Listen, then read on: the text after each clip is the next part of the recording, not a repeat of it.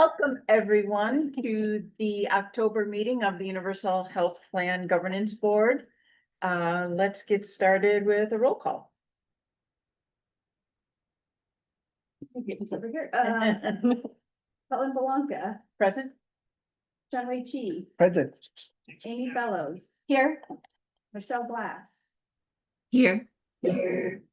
Bruce Goldberg, is absent, Judy Richardson, Good morning, I'm here.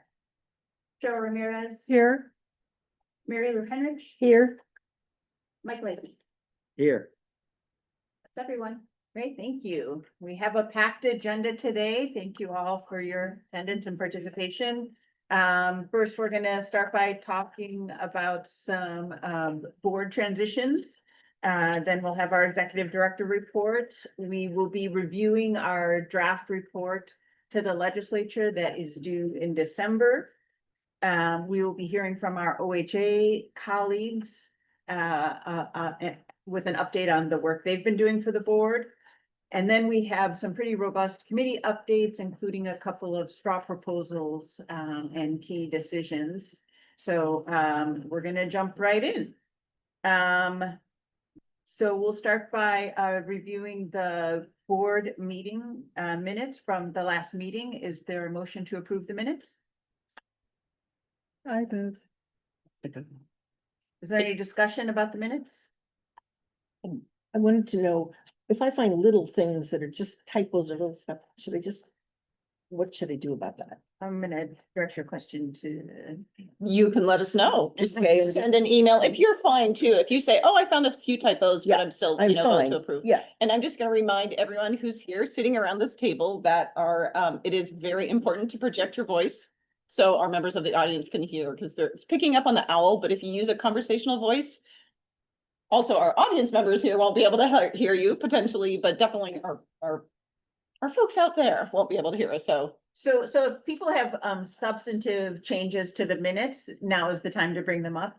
But if it's typos, I think just send them in an email to the staff. Thank you. little small things, okay. Yeah. Great. Any other discussion? Okay, we'll do a roll call vote. Helen Belanca, Here, yes. John Wei Chi, Yes. Amy Bellows, Yes. Michelle Glass, Yes. Bruce Goldberg is absent, Judy Richardson. Yes. Joe Ramirez. Yes. Mary Lou Henrich. Yes, Michael Leahy. I guess I vote yes. I heard things, so yes. That's everyone. Great. And as a reminder to all the board members, it's always appropriate to abstain from a vote if you don't feel able to comment on it. So as you've all noticed, we have a new board member. I'm going to start by taking a moment here to welcome Michael Leahy to the board. He's our newest member. Mike's a native New Yorker who's been in Oregon since 1983. He has served in various leadership positions within Kaiser Permanente as Director of Hospitals in Northern California and as a hospital administrator and VP of Kaiser Health Plan Northwest. He has lectured and consulted in over a dozen countries on global health, health information systems, quality improvement, and health delivery systems. He has taught global health and health delivery systems at UC Berkeley, USC, and Linfield, and was a clinical instructor in family medicine at OHSU, as well as serving in many federal, state, and local health organizations. So Mike, welcome aboard, and I'll give you a few minutes to say hello.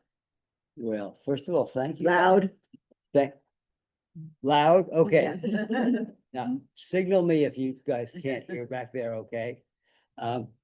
Well, thank you for that gracious introduction, going over all the highlights of my career and not necessarily all the many mistakes I've made. It's hard to come in as a new member, and you all have got to get a sense of who the hell I am, right?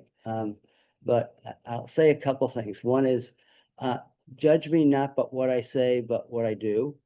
Second is, I have strong family and friendship background that served me well. So I thought maybe that's the one thing I would share with you today. So as you go around the table here on the phone, there are 7 women and 1 male, and no aspersions to anybody's other sexual preferences, but I'm a very simple guy. And I come from a family, I have 4 sisters. I have, I had 2 daughters, but one of them passed. But she has my granddaughter and my grandson. So I kind of am used to dynamics where I have been trained and chastised, etc., by women. So I want you all to feel free to do that. I'm very excited about joining this, Helen, and I'm very excited that you've been so welcoming of me. I think we're, in the classical Chinese curse, may you live in interesting times. We've got lots of challenges, and yet we should be fierce and determined that we're gonna get there someday. Kind of reminds me of Martin Luther King a piece where he said, I may not be there with you when we get to that promised land, but we're gonna fight every way to get there. So thank you, and Thanks, Mike. back to you. Appreciate it. We're really glad to have you on board. Just one other note. So we have another board transition. One of our members, Bruce Goldberg, is absent today, and he has requested to take a leave of absence from the board for at least 6 months. He has been invited to work with our governor, Governor Kotek, on a plan to stabilize Medicaid with the coming changes from the federal policy level. So he has requested a leave of absence. But I wanted to bring this up with the board that he has also offered to resign from the board if the board thinks that that long of an absence is too great, given the decisions that we have in the coming months. His resignation would allow us to select a new board member to replace him. If we leave him on the board, he will still hopefully participate at least in some of the discussions, even if he can't come to the meetings. But like I said, his resignation would allow us to open up the position to a new board member. So I just want to invite any discussion or comments on that option. Go ahead, Cheryl. I actually believe the work that he's doing right now will be extremely important to our future decision-making on this group, on this board. So I'd like to keep him on the board. That's my opinion. I too, after first thinking, oh my gosh, no, we've got to replace. I've given it some thought and discussion with some people, and I think it's best for him to take a leave of absence. And especially as I talked to Helen about the length of time it takes to get a new board member through the process and on the board, it might be just about as long. So, I mean, I don't know how it goes, but I know with mine, and then I think with Mike's went a little faster, I think, but it was quite a challenge in terms of timing. So I would let him take the leave of absence if it were up to me. And Chenwei? Yeah, I concur with Mary Lou and Cheryl that Bruce's experience, expertise, knowledge, and what he's doing now is vital to this committee. So I also support that to retain him. Great. Michelle? Thank you, Chair. I agree with my fellow board members. And to add to that, I think Bruce is one of a couple of touch points to the task force work. And I think that that through line is also really important to stay connected with. So that would be the only piece I would add. I'm also in favor of keeping him and allowing the leave of absence. Thanks. Great. Thanks, Michelle. Any other comments? I'll say personally, I agree with all of you, and I told Bruce and the same, and Mimi did as well. So I think we're all in agreement here that we will tolerate his absence from our meetings and keep him on the board with a temporary leave of absence, and he can return whenever he's able. Okay, great. Thank Can I you. just ask one Yes. question? So we'll need to figure out, wasn't he chairing the operations committee? Yes, thank you. We'll have to. Yes, figure so that.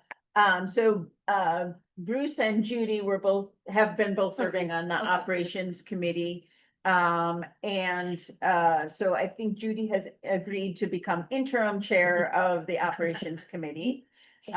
Which brings us to Mike's appointment. So all of our board members serve on at least one committee, and we've asked Mike to also serve on the operations committee. Not mentioned in your bio is your background with Ochin. Is that right? As the, I don't want to misspeak, but as the founder of Founder. Ochin. Yep.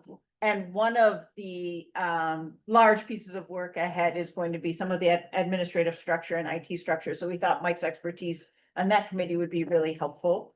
As you all know, I'm serving as interim chair of the Plan Design and Expenditures Committee.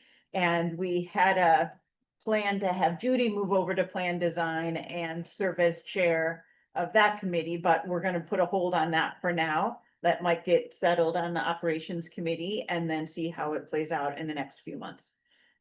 So if anybody wants to adjust their committee assignments, please let me know and we can continue to work on that. As a reminder, we ask all the board members to serve on at least one committee, but you can serve on more than one committee if you choose. So go ahead, Mary Lynn. I have a question. If I sat in on one of these other committees, as a board member, am I allowed to speak at that, or is it or am I a community member that? Yeah.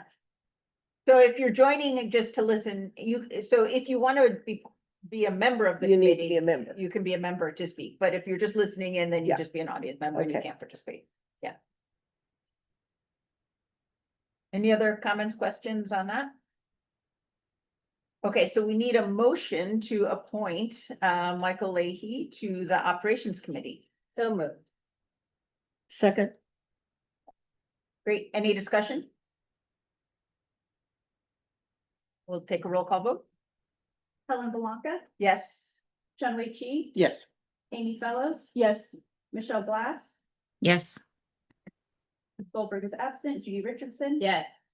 Cheryl Ramirez. Yes, Mary Lou Henrich, yes.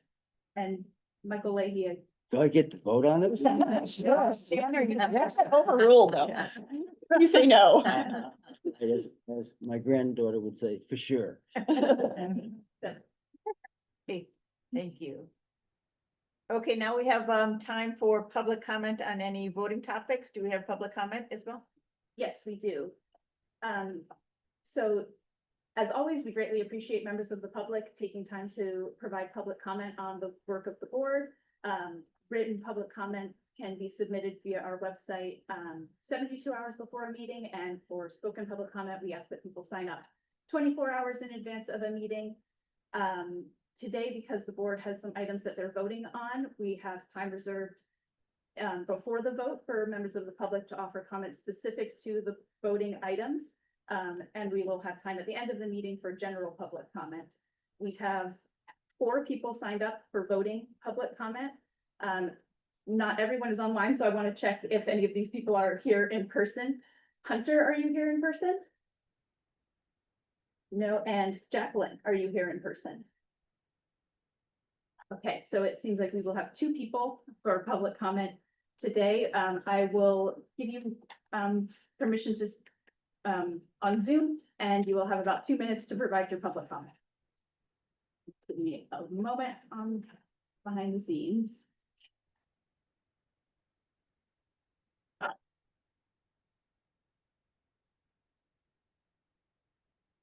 Okay, our first person providing public comment is Rondell. Whenever you're ready, you may begin. Good morning. Thank you for the opportunity to speak in support of a better healthcare for all Oregon. My name is Raudel Perez Chica. I am a recording secretary for ASME Retirees Subchapter 41. I feel that by having universal healthcare, union families would be able to use their funds for basic essentials like food, rent, mortgage, clothing, transportation, and childcare. With inflation, tariffs, and the cost of fuel that continue to increase, it's a wonder that union households can make a living. I would like to share a personal experience. I went to a local Dontic, and the cost for me out of pocket was $500 just to step into the office and take a 3D imaging images of my root canal. Once they performed the surgery, it only cost me $2,765 out of pocket. That's all. When I was employed, the insurance covered up to $1,200 on a yearly basis. That was when I was employed, which is not really very much. Everything after the $1,200, I paid for it out of pocket, of course. I would like to see union families have total dental coverage and not have to worry about out-of-pocket costs. One thing about having an employer cover your health insurance, that's a lot better than a lot of the farm workers that have no health insurance at all.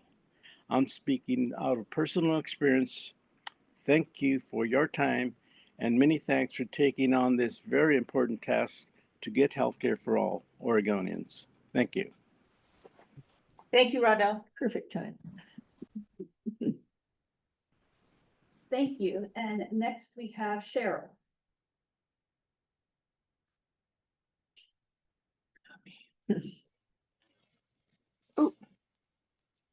Hi, I'm trying to get my camera on so you can see my face. My name is Cheryl Gannell, and I am a transplant from, hang on a second, can you hear me? Yes. Yes. Okay. I'm a transplant from Missouri, the Show Me State.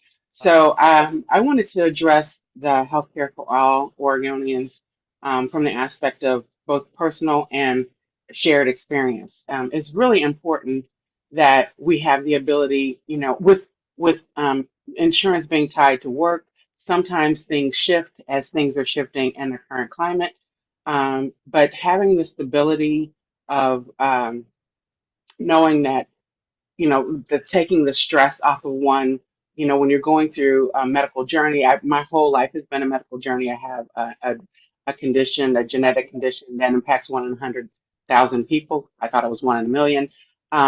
But there's a lot of stress that comes from that, which impacts every aspect of your life. If we want to have a strong workforce, I think that it's really important and behooves us to make sure that we're able to take care of ourselves, body, mind, and spirit. Having a health support of the healthcare system is going to alleviate a lot of stress, provide that support and stability that we need, and we can all then be much more productive citizens, which not just benefits us as individuals, but it benefits our community at large. So that's my take on why I think this is such an important thing that we're working towards. And I also work in healthcare currently. I work with Providence and have been with Providence for 5 years now. So thank you for your time. I appreciate you all working so diligently to get this moving forward for all Oregonians. I appreciate the work that you're doing. Thank you, Cheryl. Thank you. In addition to the oral testimony, we had a lot of written public testimony this month. We had 26 members of the public write in to express general support of our work. I usually go through all of them with their names. I'm not going to do that today. There's a lot of them, but the themes of their testimony were supporting our work because they were experiencing issues with networks and getting care out of network, hitting costs, unpredictable costs, loss of coverage for various reasons, inability to afford coverage, request to cover gender affirming care, dental care, vision care. I encourage all the board members to read through all those testimonies. There's some heartbreaking stories in there of people and families dealing with really difficult healthcare issues. And we appreciate everyone's taking the time and energy to write into us to let us know that. In addition to those 26 who wrote in expressing general support for our work, there was an anonymous retiree who wrote in who was very concerned about a new tax for seniors who are on a fixed income when they already have eligibility for Medicare. Lorna Shanks wrote in. She's a family medicine physician who has a direct primary care practice. For those who don't know, those are practices that charge a fixed monthly fee, but then provide all needed primary care to their members. And she does not bill insurance at all. Dr. Shanks asked that we accommodate practices like hers in our plan. Todd Ferris, Lou Sinninger, and Betsy Zucker all wrote in encouraging meaningful engagement with unions as we develop the plan. Emma Griffin wrote in to ask that we cover naturopathic care. Rick Hangartner requested that we make public the authors and contributors to 2 of the documents in our meeting materials today, the revenue straw proposal and the document titled Introduction to Financing Principles and Evaluation Criteria, which was prepared by our consultants Echo Northwest. Sandra Coyner wrote in requesting that we stop using the term funding gap and instead refer to restructuring or reallocation of the finances. Michael Huntington asked the board for some improvements in our AV situation. We are working really hard on that, and we're trying something new today, so please let us know how we're doing. And then he also asked that we stop using the term marketplace. As a reminder, we use that term when we're referring to the ACA marketplace, which is one way that people access healthcare if they're on the ACA individual marketplace.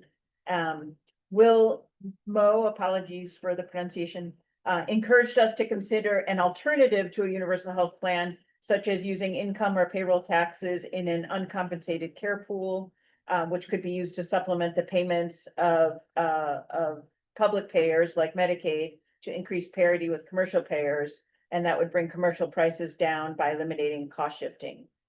And then we had a detailed piece of testimony that was written jointly by Karen Christensen, Linda Krieger, Alex Polikoff, and Bruce Thompson regarding the finance and revenue straw proposal that the board will consider today. They made multiple good points, and I would encourage all board members to read their testimony.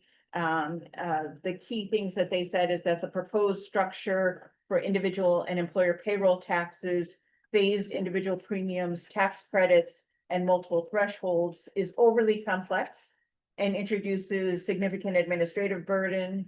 They commented that there are no provisions or contingencies in case we are unable to obtain Medicaid or Medicare waivers. And there are some disputed concepts and inconsistent conclusions in the straw proposal. And then that the straw proposal is also incomplete in that it primarily addresses wage earners, omitting self-employed, retired, and small business owners. They have more detailed comments on that, and I'll continue to raise their comments when we get to that section of the agenda. And that's all we have for public engagement. So I'm going to turn it over to Mimi now for our executive report. All right. Thank you. Hello, everyone. It's Mimi McDonald, Executive Director. I am going to be very brief because we have a packed agenda today. So number 1, onboarding Mike Leahy. We are now there, and so I'm grateful. I had the opportunity to spend 2 hours with Mike yesterday. We've pretty much got it wired. So just so you guys know, we're on the right path. So I'm actually, in all seriousness, very grateful for Mike for joining. And I feel like what you're going to be able to bring, your expertise and your knowledge in a variety of ways is really going to be a huge positive contribution to this board. So I'm so grateful.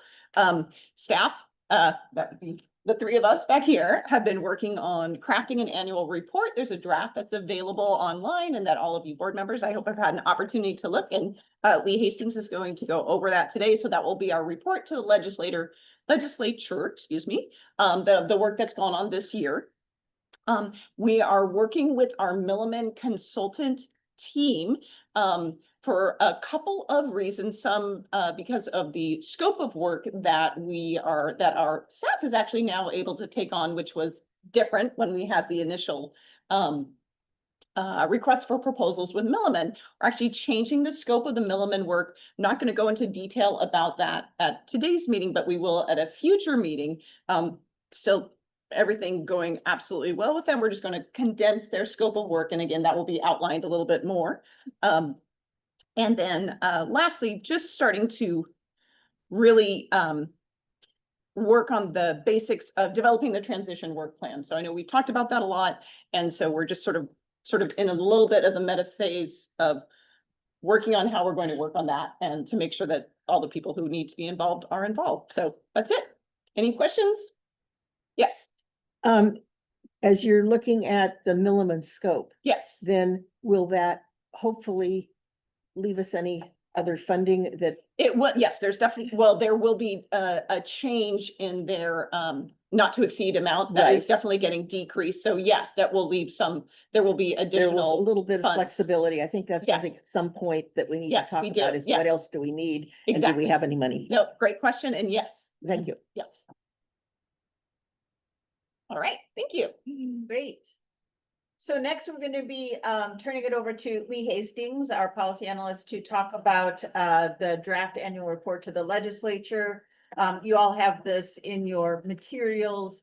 If there are minor wordsmithing changes, we ask you to hold those comments during the meeting and just instead submit them by email to the staff after this meeting. But what we're looking for here is sort of broad agreement on the content and the sections that are included and noting if there are any major omissions or changes that need to be made. So I'll turn it over to Lee. Thank you so much. And yes, absolutely. I've been known to overlook many a typo, so send them my way. I will not be that. All right, let's get started. All right, so first, just to note, this is a requirement within our enabling statute, ORS Chapter 751, that we provide the legislature with an annual report. So that is what we are doing. Quick outline of the report here. We're going to have our letter from chairs, some background, a very, very short recap of just the initial work that was done in that first year and a half, a recap of our current work, looking ahead challenges, and then what we're really going to talk about very quickly today is this sort of stepping stones and opportunities or kind of transitions phase. Next slide. Not going to go through all these, but just, to take 10 seconds to celebrate everything that this board has accomplished this year. I think it's pretty significant. I divide these into 3 categories. The first being sort of the general operations. What has the board done just to kind of keep itself moving? And then those 2 key pieces that are part of its charge to develop a plan for a universal health plan, administration, and the financing. And just to note as well, these are the preliminary proposals the board has looked at. The annual report is very clear. These are all preliminary. They're all going to be subject to the board doing sort of a reconciliation process, but we do want to let them know all the great work you guys have done and the progress that we're making towards a final plan. Slide.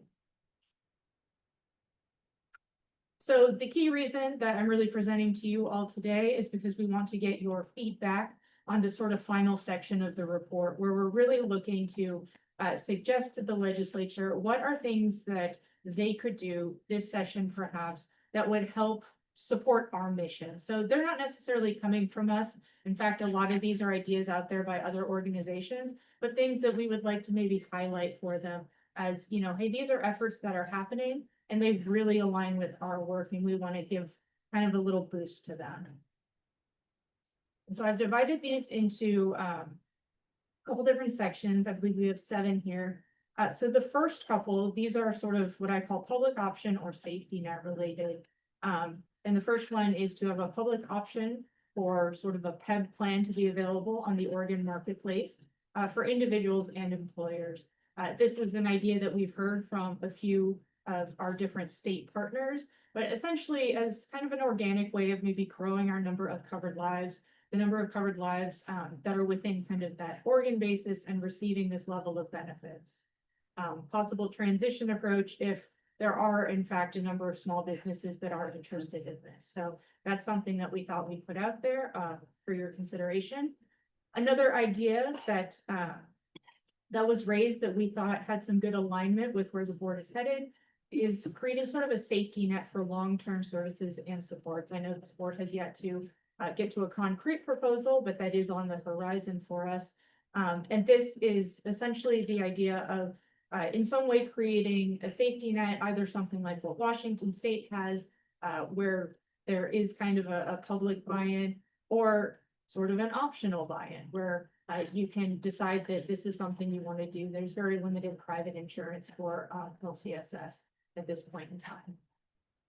Next slide. All right, and these next couple are related to provider payment.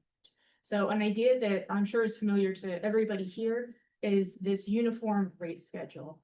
There was actually a legislative proposal on this topic brought forth in the 25 session that established some benchmarking to Medicare rates. So this is an idea that the board might consider wanting to highlight for the legislature as, hey, this is something that would really help us start getting to a place where a universal health plan would be able to come in, that transition would be a little bit smoother, and we'd start establishing a bit more parity within our sort of fee schedules by providers. And then the other one is to establish hospital global budgets for that state-funded healthcare. The proposal is not yet come to the board, but I can just a little behind the scenes let you all know that within the Plan Design and Expenditure Committee, there was overwhelming support for implementing hospital global budgets. So this is something that at the committee level, their proposal is going to contain a pretty strong element of that. So I wanted to kind of put that one out there as well. Next slide. And then several ideas around pharmacy purchasing. So in Oregon, we actually have a couple different agencies that are really focused around prescription drugs, price transparency, as well as affordability. And in their annual reports from the last year, they actually have a number of really spectacular, I think, recommendations that are related to improving pharmacy purchasing and cost containment. So if that's something this board felt was in alignment, it certainly seemed to have really strong cost containment elements that I think, you know, long-term is something this board needs to be planning, that you are thinking about in terms of universal healthcare. These are a couple of the recommendations that we as staff wanted to raise for you to consider adding into the report. The first one is to expand and strengthen Oregon's purchasing authority. This is essentially the purchasing for those prescription drugs. And the second one is really to centralize that pharmacy purchasing. I don't want to get too far into it, but just to note that Medicaid fee for service, each of the CCOs, the Oregon State Hospital, the Corrections Department, they're all in PED, they're all separately doing pharmacy purchasing right now, which seems like a really easy win in terms of that consolidation, increasing that power. And the last one. So I call this one the right time, right place care. We had some really interesting conversations again in the Plan Design and Expenditure Committee related to emergency medical transport. And while it's sort of a smaller area, it's not necessarily big enough that they're going to bring forward a full recommendation. That's TBD, I'll say. We did come across some really great information related to EMS modernization. Essentially, the state passed an initial modernization bill in 2024. There's actually a second one with a lot specific to transport that was intended to be partnered with that first one. It did not pass in 2025. So just kind of wanting to raise that to the legislature, like, you know, you've really only done part of the work here, and this transport would do a lot with respect to not sending people to the emergency department who don't need emergency department level care. So that right time, right place, getting that right level of care, and not paying for care at the most expensive setting. And with that, I'll hand it over to you, Chair, if you want any discussion. Yeah, so again, to clarify, you know, the purpose of our annual report is to let the legislature know what we've been working on this year and to give them an update on all of our work. And I think our staff has captured that work brilliantly. I think our report is in really good shape right now. And of course, we welcome all your comments on that piece. But the question before the board is, in addition to reporting on the work that we've accomplished, should we also add a section that highlights how our work aligns with other work happening elsewhere in the state, or smaller projects that would ease our transition toward a universal health plan, that we would just highlight for them and sort of kind of call out the idea that if these are smaller projects that would be necessary under universal health plan, but also if they existed on their own would go further to improve the effectiveness and efficiency of our healthcare system. So the question is, should we include these with our report? We didn't want to do that without your knowledge and consent, to add on, to our report. So go ahead, Mary Lou. On that, I think seems like a reasonable thing to do. If we kind of agree on these various pieces, they kind of went quickly and, Yeah. you know, I'm not quite sure. But I just did want to note for the board that I noticed in the Lund report this week that, the person who was the runner-up to Mimi's position has taken the position with the pharmacy something or other board. So she will be, Sarah Young will be coming to Oregon, and it's just kind of, she was definitely supportive of what we were doing and all of that. And so I just thought that was kind of a nice little coincidence, is that we could maybe actually work with her and Yeah. that those pharmacy board, because we have two of those and I can't remember their names. Sure. Okay, anyway, just a interesting thing that I noted this week. Cheryl? I would imagine this pharmacy board is an example of attaching our efforts to existing initiatives. And I just wanted to know more about that, like if you have some examples of those existing initiatives that are happening, that we would connect our work to. I'm just trying to think about what that might be.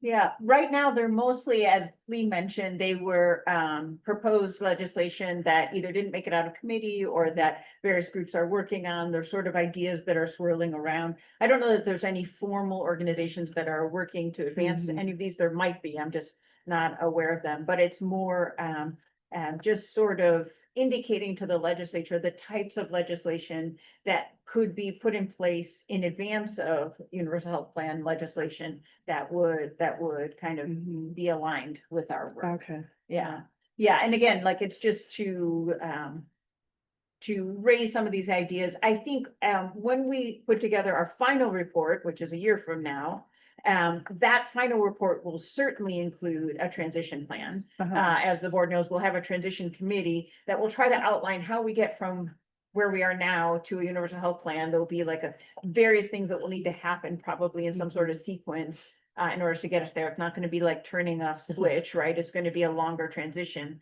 And included in that transition plan will be many of these pieces that maybe you should do this first and then this first, and maybe, you know, establishing this part of the system first. And so we didn't want that final report to the legislature to be the first time we introduce some of these ideas. Mhm. The idea would be, we just brought these up like a year in advance to say, these are the things we're thinking of. These are the things we know will be necessary as part of their transition. If there's other momentum in the state to help these things happen, that would be aligned with our goals, and it would just signal to the legislature sort of where we are in the process. So that brings me to a part 2 question in terms of the process. I may have missed this, but are we just submitting a report? Are we just submitting a written report, or are you presenting to the legislature during legislative days? Yeah, so our plan is Okay, to yeah. present Okay. to the healthcare committees of both the Uh-huh. Senate and the House during legislative days. We've got staff working on Okay. arranging that now. We did that last year. Judy and I presented Yes, I to the remember. House Okay. committee last year. Yes, and so we're trying to Uh-huh. maintain, a relationship with those committees. So since you're giving a presentation, I have a suggestion that and maybe you're going to do this, but I think some of our slides tell the story. If a good graphic, really gives them the picture of where we're at. And I do think legislators respond to, to pictures. So I was going to just suggest that we use some of the graphics that that we're using as committees. So. Absolutely. Okay. Mimi, we're next. Yeah. Yeah, I just wanted to make a brief point to Cheryl's comment about where are some of these either ideas living or coming from. And for example, the one of the suggestions around drug affordability comes from the Prescription Drug Affordability Board, their annual report. So their policy advisors just have some recommendations towards those policy changes. So yeah, that's what we're doing. We're kind Okay. of aligning with them and saying, yes, wow, that sounds great. So just wanted Okay. to bring that up. All right. And not necessarily in addition to the report, but along the Speak line, up. not necessarily in addition to the report, but along the lines of watching what others are doing, and especially understanding what policies they're bringing. In the last 2 weeks, saw the Oregon Association of Family Physicians, am I saying that organization right? and Oregon Primary Care Association, the Association for the Federally Qualified Health Centers, present both at CCO Oregon and then at our We Can Be Better Allies for Healthier Oregon meeting last week. And about kind of the state of primary care concerns, hopes, those kind of things. And I think that would be, you know, a good connection to make and understand. And I, at least for my meeting, have the recording that I'll clip and share with the board. Great, great, thank you, yes. Thank you. Mike? Well, I need to be careful with this comment, but it's been having, and I would defer to Jenway in this, in looking at how universal health plan things work or don't work in other countries, and I've looked a lot, I've spent a lot of my last 20 years doing this. You've got to be very careful about which things you've got to be much more strategic about thinking, how are we going to get there? And not just, oh, this is a nice report. There are so many unintended consequences, and there's so much complexity right now that I think my role will be to challenge, why the hell if you're not focused because you're for everything, from my perspective, you're for nothing. You're not going to be effective. So I would just caution saying this report I think is fine, but putting too much confusion, too much bells and whistles almost distracts us from the fact that what we're trying to get is universal care. There will be some clear conflicts later on because we've got an incredible state bureaucracy right now, having dozens of healthcare committees. Does anybody really think that makes sense? Of course we don't. So my caution is, and I realize this is my first time talking, but let's be cautious and a little bit more strategic. I think we need stepping stones. We also need to be very clear on keeping our eye on the prize. Great, thanks. And John Wick? I have one clarifying question and one comment. The clarifying question related to Mike mentioned. And then you mentioned about next year, we need to submit the final report.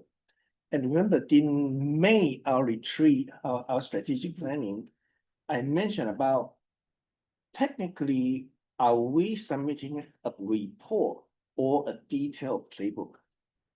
A detailed playbook means we have to describe every detail from finance to coverage to payment. And that is different from a report. So I want to clarify that, what is our task?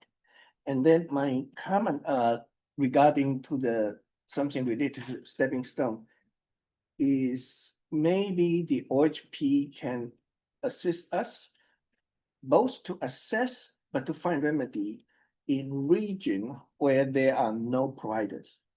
Because I mentioned this several times. One thing we want to avoid is we implemented universal health care, yet there are some people, they have coverage but no services. And that's something we have to avoid. Yeah, thank you. I think we all really liked your wording at the strategic planning meeting about a playbook instead of a report, and I appreciate you bringing that up again. I think, speaking for the staff, if I may, that is the feeling that we're driving for, that this will be more of a playbook. We do keep calling it a report, you're right, but this is a very detailed laying out of how this will happen. And as I mentioned, we'll include a piece about transition. Our transition committee is set to launch in, I can't remember, December, January-ish. That's more January, February. January, is really where February-ish, we're going yes. to. So we will launch a transition committee whose whole job will be, how do we get from here to there? But we wanted to avail ourselves of the opportunity in the short session that's coming up, starting in January, if any of these proposals rise again, to just sort of express our alignment and agreement with some of these proposals that have been brought up by others. Michelle, go ahead. Thank you, Chair. I'm appreciating this discussion and the great work that staff has done, and also the good questions from my colleagues. My question is there clear criteria that we are using and can use moving forward to Mike's point, to say like this aligns with our goals And we've made sure that it doesn't conflict in these ways. Do we have kind of some basic criteria that we can apply to these stepping stone concepts as we come across them to decide what we include and recommend and what we do not? We don't have any established criteria. Mostly these have been based on committee discussions. And then our awareness of proposals being brought forth by others that already have some momentum. So the universal fee schedule is an example of that. That was brought up in the 2025 session. And under universal health plan, it is sort of, I guess, a given that there will be a universal fee schedule. And so implementing that on some level now seemed pretty clearly in alignment with what we were doing. Also, our legislation that created this board requires us to pay institutional providers, that is hospitals, with global budgets. And so that's kind of laid out in the legislation. So we felt pretty clear that that was also, I mean, it was pretty explicitly part of our charge to develop it. So those two were, seemed obvious. And then the pharmacy ones are, simplifying a pharmacy and then having a consolidated plan for purchasing pharmaceuticals, again, would be necessary under universal health plan. And doing that on some level now as part of the transition seemed to make sense. So most of them are included more because they seem pretty obviously aligned with what we're trying to do, or would be clearly necessary under a universal health plan. And so that's how they landed there. I think connecting those dots somehow, or either, I think the criteria is a good idea, Yeah. but doing more dot connecting up so that it's clear that the goal is in sight. Would be Right. helpful. Just, it might be obvious to us. It may not be for legislators. Yeah, absolutely. Go ahead, Judy. Thank you. So we created this draft proposal under similar thinking. It would be very easy to adopt that to stepping stone to show alignment with goals, values and initiatives, as well as dependencies, which would demonstrate the stepping stone is required, just as you said, for this initiative, this piece of work as part of the core body. It would be very easy to adopt. I like that. Yeah, Michelle, did you want to chime in again? Yeah, I was just going to reflect back. Thank you, Chair, for that response. And I also, Vice Chair Judy, I love what you just said about, the work your committee has been doing that could be adapted to this process. I just wanted to reflect back that as I heard you speaking, Helen, I think I heard some criteria, like political viability, something that has momentum, a concept that's been sketched out all, to a certain degree and in policy language, and that is necessary for the implementation of a universal plan. So I think we have the starting of clear criteria, and I think it might just be worth asking if there's any other criteria that would be helpful to add to that. Like, is this if this were implemented, could it set up a roadblock or a conflict with the implementation of a universal plan in the future? Are there things we can mitigate? Those types of additional questions or whatever else. But I just wanted to reflect back that I think I hear criteria. It might just be helpful to formalize that. Yeah, so certainly necessary or required for universal health plan is one obvious one. And then momentum, or sort of, I don't know what another word for that, but like that there is interest and engagement by Maybe alignment with other work. alignment with other work that's happening in the state. Those are two. You mentioned political viability. I'm not sure if that's officially one, or if the board has any other recommendations for criteria. And then what we can do is propose some criteria, send out the list that we just presented and say, here's what we think are the criteria for including. Please comment if you think that these meet those criteria, if they should be included or not, and just allow board members to give us feedback on that. And then based on that feedback, we can bring back a revision of the draft of the report, including that section for November for final approval. Does that work?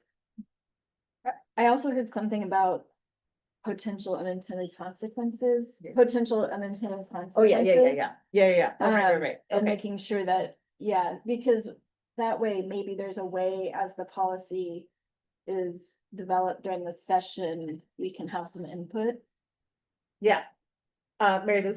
I guess I'm thinking that I like this discussion a lot about the criteria and really looking at this and so that we don't have unintended consequences, but also kind of keeping it pretty narrow so that we don't end up having policymaker legislators kind of go, oh, well, we did that, we took care of that. You know, it's kind of like, no, clearly there are some things, but you can't plant your flag that you took care of all of our issues by kind of, and you know, sometimes you get off on these tangents and going that way. So just being careful about what we put in there. I think less is better. Great, okay.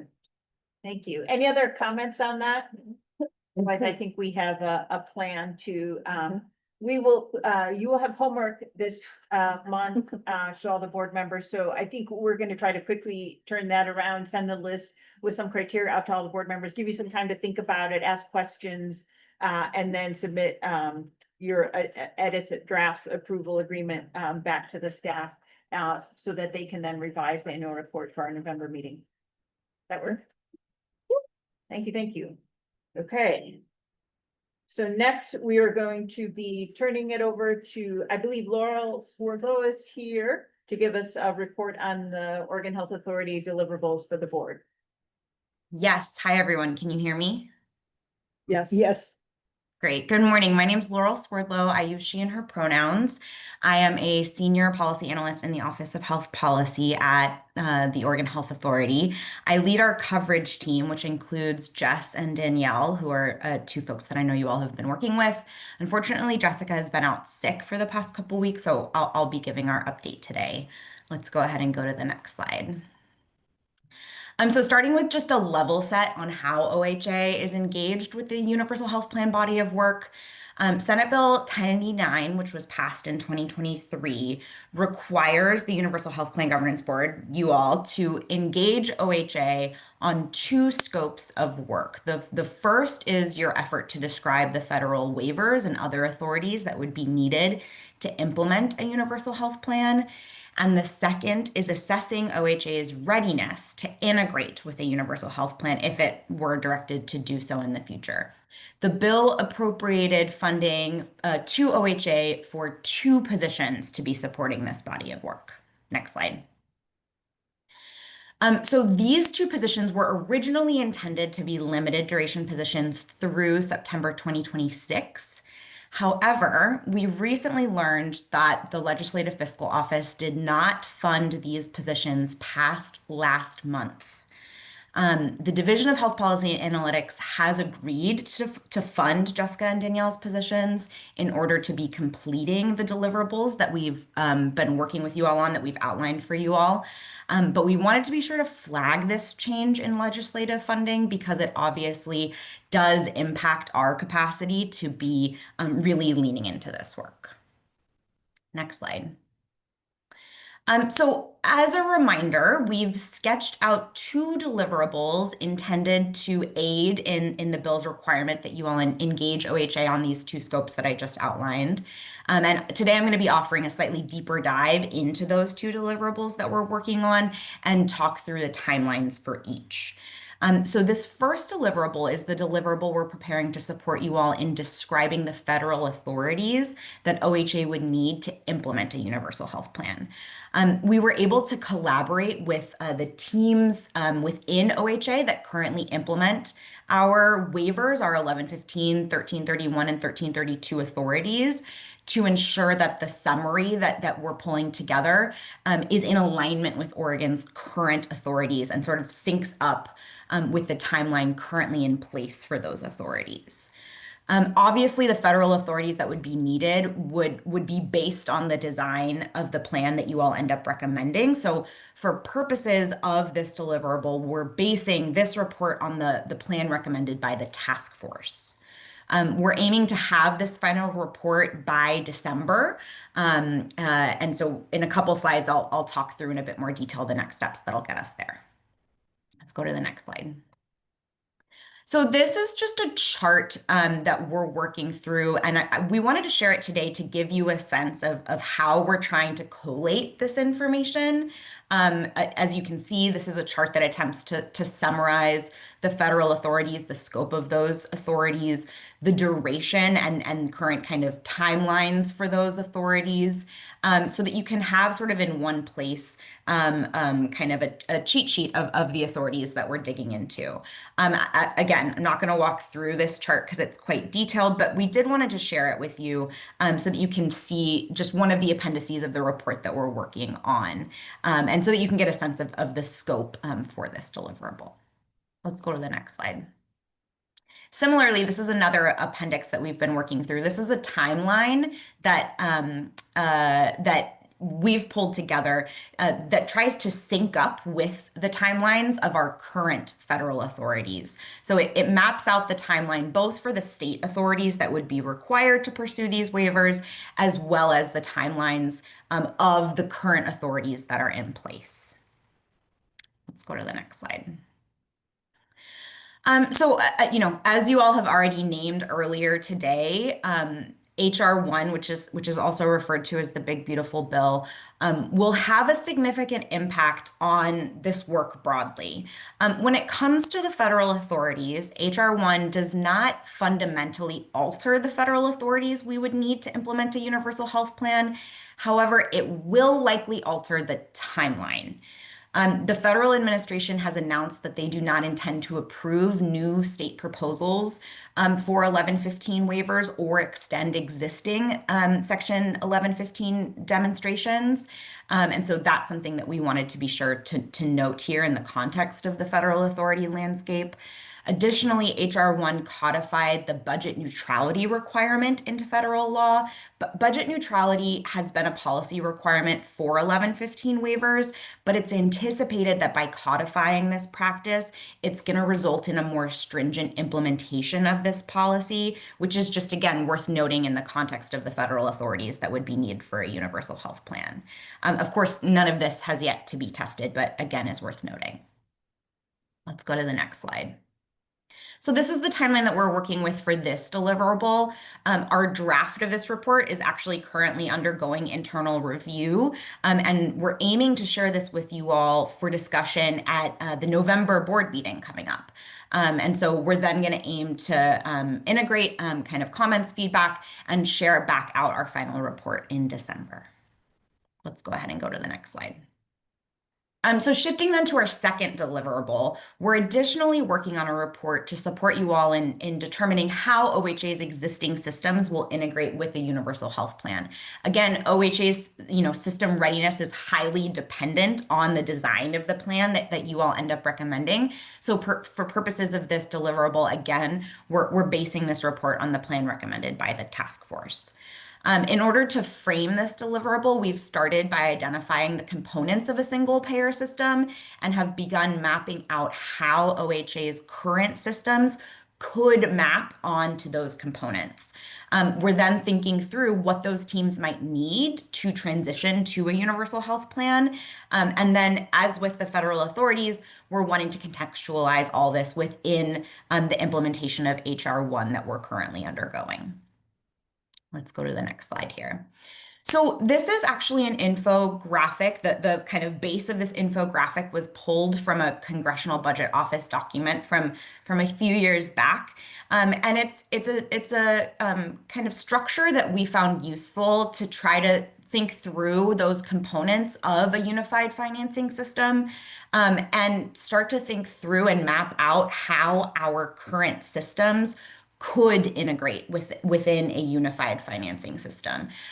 We've had the opportunity to have some discussions with these teams, and we're starting to dig into kind of what these teams would see themselves needing, again, to facilitate that transition to a unified financing system. This is just a draft. We're sharing it here just to kind of share with you the way that we're thinking about this and the kind of framework that we're using for this second deliverable. Next slide. So, as I just mentioned, as part of this systems readiness work, we're integrating this assessment of how implementation of HR1 impacts OHA system readiness to implement a universal health plan. HR1 has a more notable impact on system readiness as compared to our federal authorities work. As you know, as part of HR1, OHA is not only anticipating less federal funding, but is additionally needing to undergo significant system changes in order to implement the provisions of the bill. Of note, we're needing to wind down our continuous coverage policy, which had previously enabled 2 years of continuous coverage for Medicaid as part of our 1115 demonstration. We're needing to implement work requirements, more regular eligibility determinations, and there are also eligibility changes happening to the Oregon Health Insurance Marketplace as well. So all of this work will lead to reduced eligibility and lower enrollment, which of course impacts broad system readiness to transition to a universal health plan. But it's also going to require significant systems operations to implement it all. So when we're thinking about the systems work that would be needed to transition to a universal health plan, we just need to note that all of that work will need to happen within the context of a system that's already bracing to be quite strained as a result of these federal changes. Of course, we're assessing federal changes and actions for any impact that they have on the folks in Oregon, including any directives that come from the legislature as it relates to universal health care.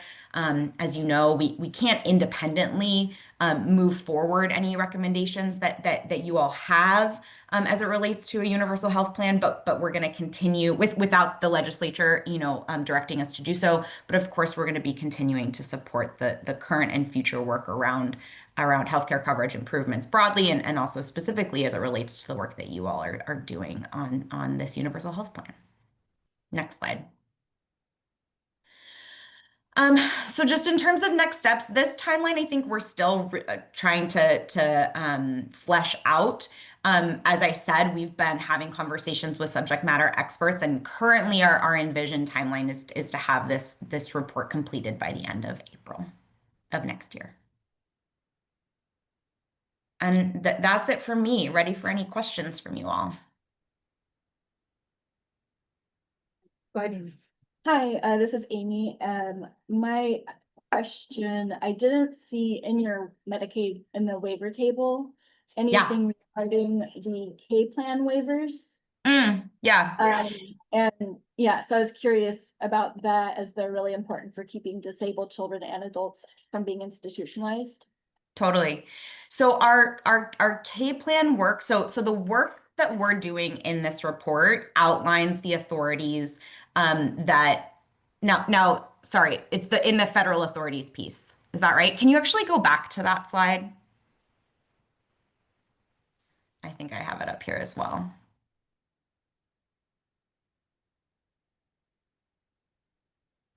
I think it's one more. Thank you. Yeah, so that work would be a state plan amendment piece. So this it would be integrated as part of that first row here. So there are several state plan amendments that we're digging into. K plan is just one of those SPAs. There are several, I think in the realm of like 90 different state plan amendments. So we're not going to be 96 state plan amendments. So we're not going to be digging into each of those 96. However, I actually do think we've talked about trying to offer a specific deep dive into K plan because we know it's specifically of note, but that's where that work would fall. Okay, and I appreciate that you're planning to dig into it. Yeah, definitely. Cheryl, go ahead. Hi, Laurel, this is Cheryl. Hi, Cheryl. I have a quick clarification question. Are you assuming 2032 as the earliest possible start date for the universal healthcare plan? Because we've been using the year 2030, and I'm wondering if we need to revisit that start date with the Finance and Revenue Committee for sure. So I just wanted to check with you if that's the earliest possible.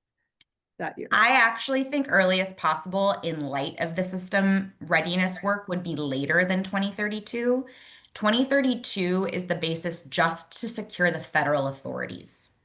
So that 2032 date that you saw on that timeline specifically just integrates the timelines to secure the federal authorities. It does not include the timeline that would be needed for system readiness. So in terms of securing the federal authorities, 2032 would be the earliest. But again, as I was saying, as it relates to the work that we're currently undergoing to implement HR 1, we haven't landed exactly what we would suggest would be the earliest possible implementation date. So for your purposes, I would definitely say that no earlier than 2032, but likely later. Okay, thanks for that sobering update. Yeah. Thanks, Cheryl. That was one of the discussion points I was going to bring up with the board after Laurel's presentation, is if we should be adjusting our target dates in terms of our financing plan, where they're projecting costs out to. So we have to project how much things will cost at the time of implementation. And I've already spoken with our consultants about this, and they've assured me that it's pretty easy to move that dial once we're beyond the next 2 years are pretty challenging. But then whether it's 2030, 2032 or beyond that is a pretty easy sort of multiplier on the numbers. And so, yes, we've already had discussion, and once we're done with questions with Laurel, we can decide as a board how we want to manage that. And just to be clear, even if federal policy is rolled back after 28, yeah. it doesn't matter, because it just takes that amount of time to get the federal, The way the authorities, okay. And All not right. just the authorities, excuse me, sorry. Go ahead. May I just to reply, not just the authorities, but again, to reiterate the implementation pieces, because we're unwinding so much of a lot of the work that we've done to be expanding coverage over the past 15 years. The systems strain that will require is going to be further pushing us back, even if those policies are reversed under a future administration. Okay, thanks for that clarification. Yeah. Go ahead, Meredith. I think my question is kind of, I'm confused now a bit about if we create a public corporation to really do this and run this, really will OHA be in charge of those systems? Or, I mean, is it like, I don't know. I mean, I'm kind of going, how does this fit? Yeah. Because OHA has been doing all this wonderful work and et cetera, but are we switching over here? And so some of this, with the time it will take to do X, Y, or Z, might not be the same. Yeah, Laurel, have you considered how OHA would interact with a public corporation that would be governing the And universal health running. plan? Totally. So just going back to kind of the framework that we're entering into these deliverables on, we're really trying to ground ourselves in the language of 1089, which is just asking you all to work with the agencies to think through those agencies' systems readiness to integrate with a plan. So this is just, again, our assessment of how OHA could integrate into a single payer system. Doesn't mean that that's the recommendation that you all are making or that you all would be putting forward. We're just trying to offer, based on the language, again, of the bill passed in 2023, how could our current systems integrate with a universal health plan? To your point, I think whether that is the direction that you all recommend is, of course, up to you. We're just trying to, again, based on the language of that bill, offer how we could be integrating. Thank you. Yeah. Mike. I need to be careful on these remarks, but I think we have to be very careful to keep our eyes on making basic reform. We are going to upset a lot of people anyway okay? Um, but let me give you an analogy. One of the proposals here is about pharmacy. So, we could maybe integrate more pharmacy stuff. But we can tell you from other countries do much more dramatic things than what you're suggesting. You don't have to continue this stuff to be a part of OHA. So first of all, I'm just sharing with you, that's a choice. You can accept this stuff and go off to 2040 or whatever. But I'd like the opportunity next 30 days, maybe to present some alternatives, maybe at our next meeting about maybe there are other ways to do this. I mean, I'll just stop there. John White? I concur with Mike's comments, also related to the nature, the role of the public corporations. I concur with Mike's comment, also related to the role and nature of the public corporations.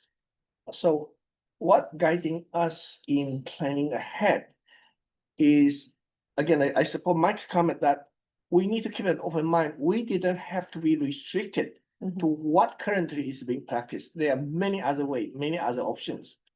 Also related to earlier comment about the relationship between the public corporation versus the OHA, and also relating to Mary Lou's comment that probably in the coming months, we need to have a clear idea. What is the nature of these public corporations? Will that be all self-sustaining in governing, not just governing, but administering the whole program? Therefore, may not necessarily need or rely on OHA's infrastructure. This will be a whole new infrastructure. They just need to be coordinated with some overlapping works. But in terms of operating, overseeing the universal healthcare, this will be a whole new entity.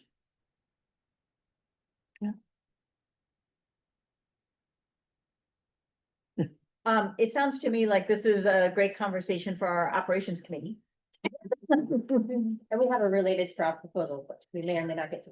Okay, great. So we'll take that up. Any other further questions for Laurel? Okay, Laurel, thank you so much for joining us today and for giving us that update. We really appreciate it. And we appreciate your continued partnership as always. Oh, is that Jessica? Hi, Jessica. Hi, yeah, it looks like Laurel dropped off, so I just jumped in to say thank you on behalf of our team. Okay, please extend our gratitude to her for her presentation and thank you for being here. Yeah, I will. Okay, great. Wow, we are on time. Wow, that's pretty good. So, okay, let us take a 10-minute break and then we'll come back for committee reports. Thank you.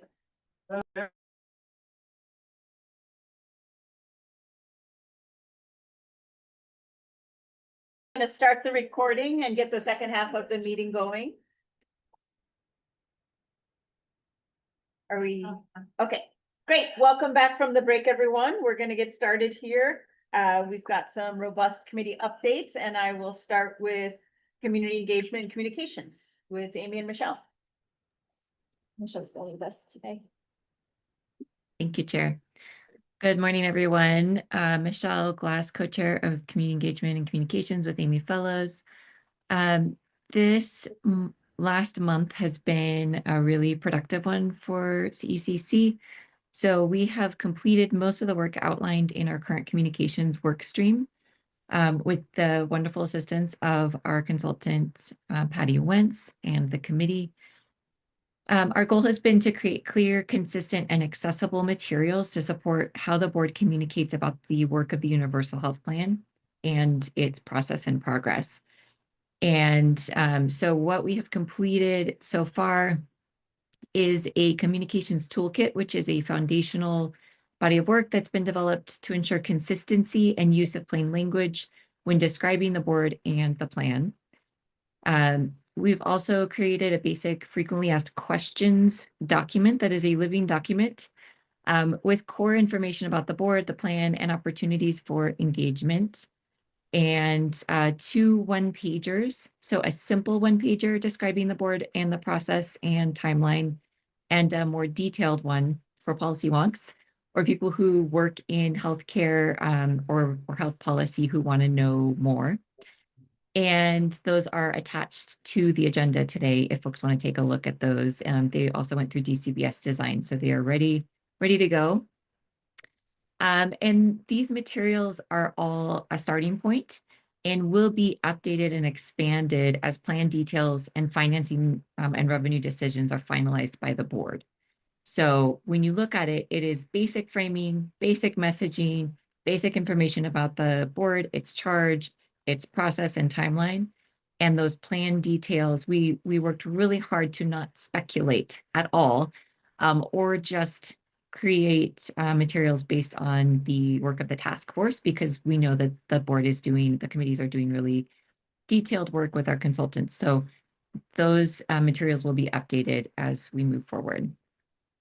Next steps, now that we have those basic materials, is to update the website content to make it more accessible, a little bit more rich with some of the information from the FAQ, and also to hopefully improve the accessibility of the website. Since it is housed on a state agency website, we do want to make sure that that plain language is reflected on our website as well. Resource access for every board member. So we are here to support you with this toolkit as you are, being requested as a speaker. If you're doing any kind of engagement, we have this toolkit to support you, and we look forward to making that available to each of you. We also are paying attention to the fact that the attention to the board and its work is increasing as we move forward. And that it's more important than ever that all of us as board members use these communications materials when communicating externally to ensure consistent and plain language information is always shared. That can be really critical to our mission of not creating confusion and of doing no harm to this project, which at the end of the day will, to some degree, its success or failure will depend on public understanding and public support.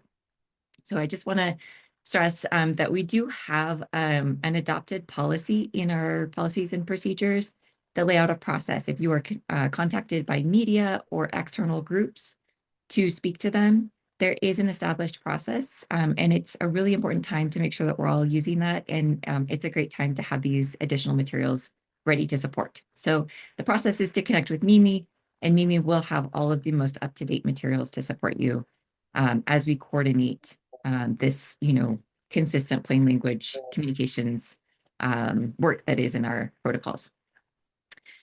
Upcoming work, our next major milestone, aside from updating, continuing to implement some of these new communications materials that we've developed with Patty's help, is to bring Diana Bianco back with Artemis Consulting and start the planning for the community focus groups with those 10 limited strategic engagements that we have planned for the first and early second quarter of 2026 as plan details become more solidified.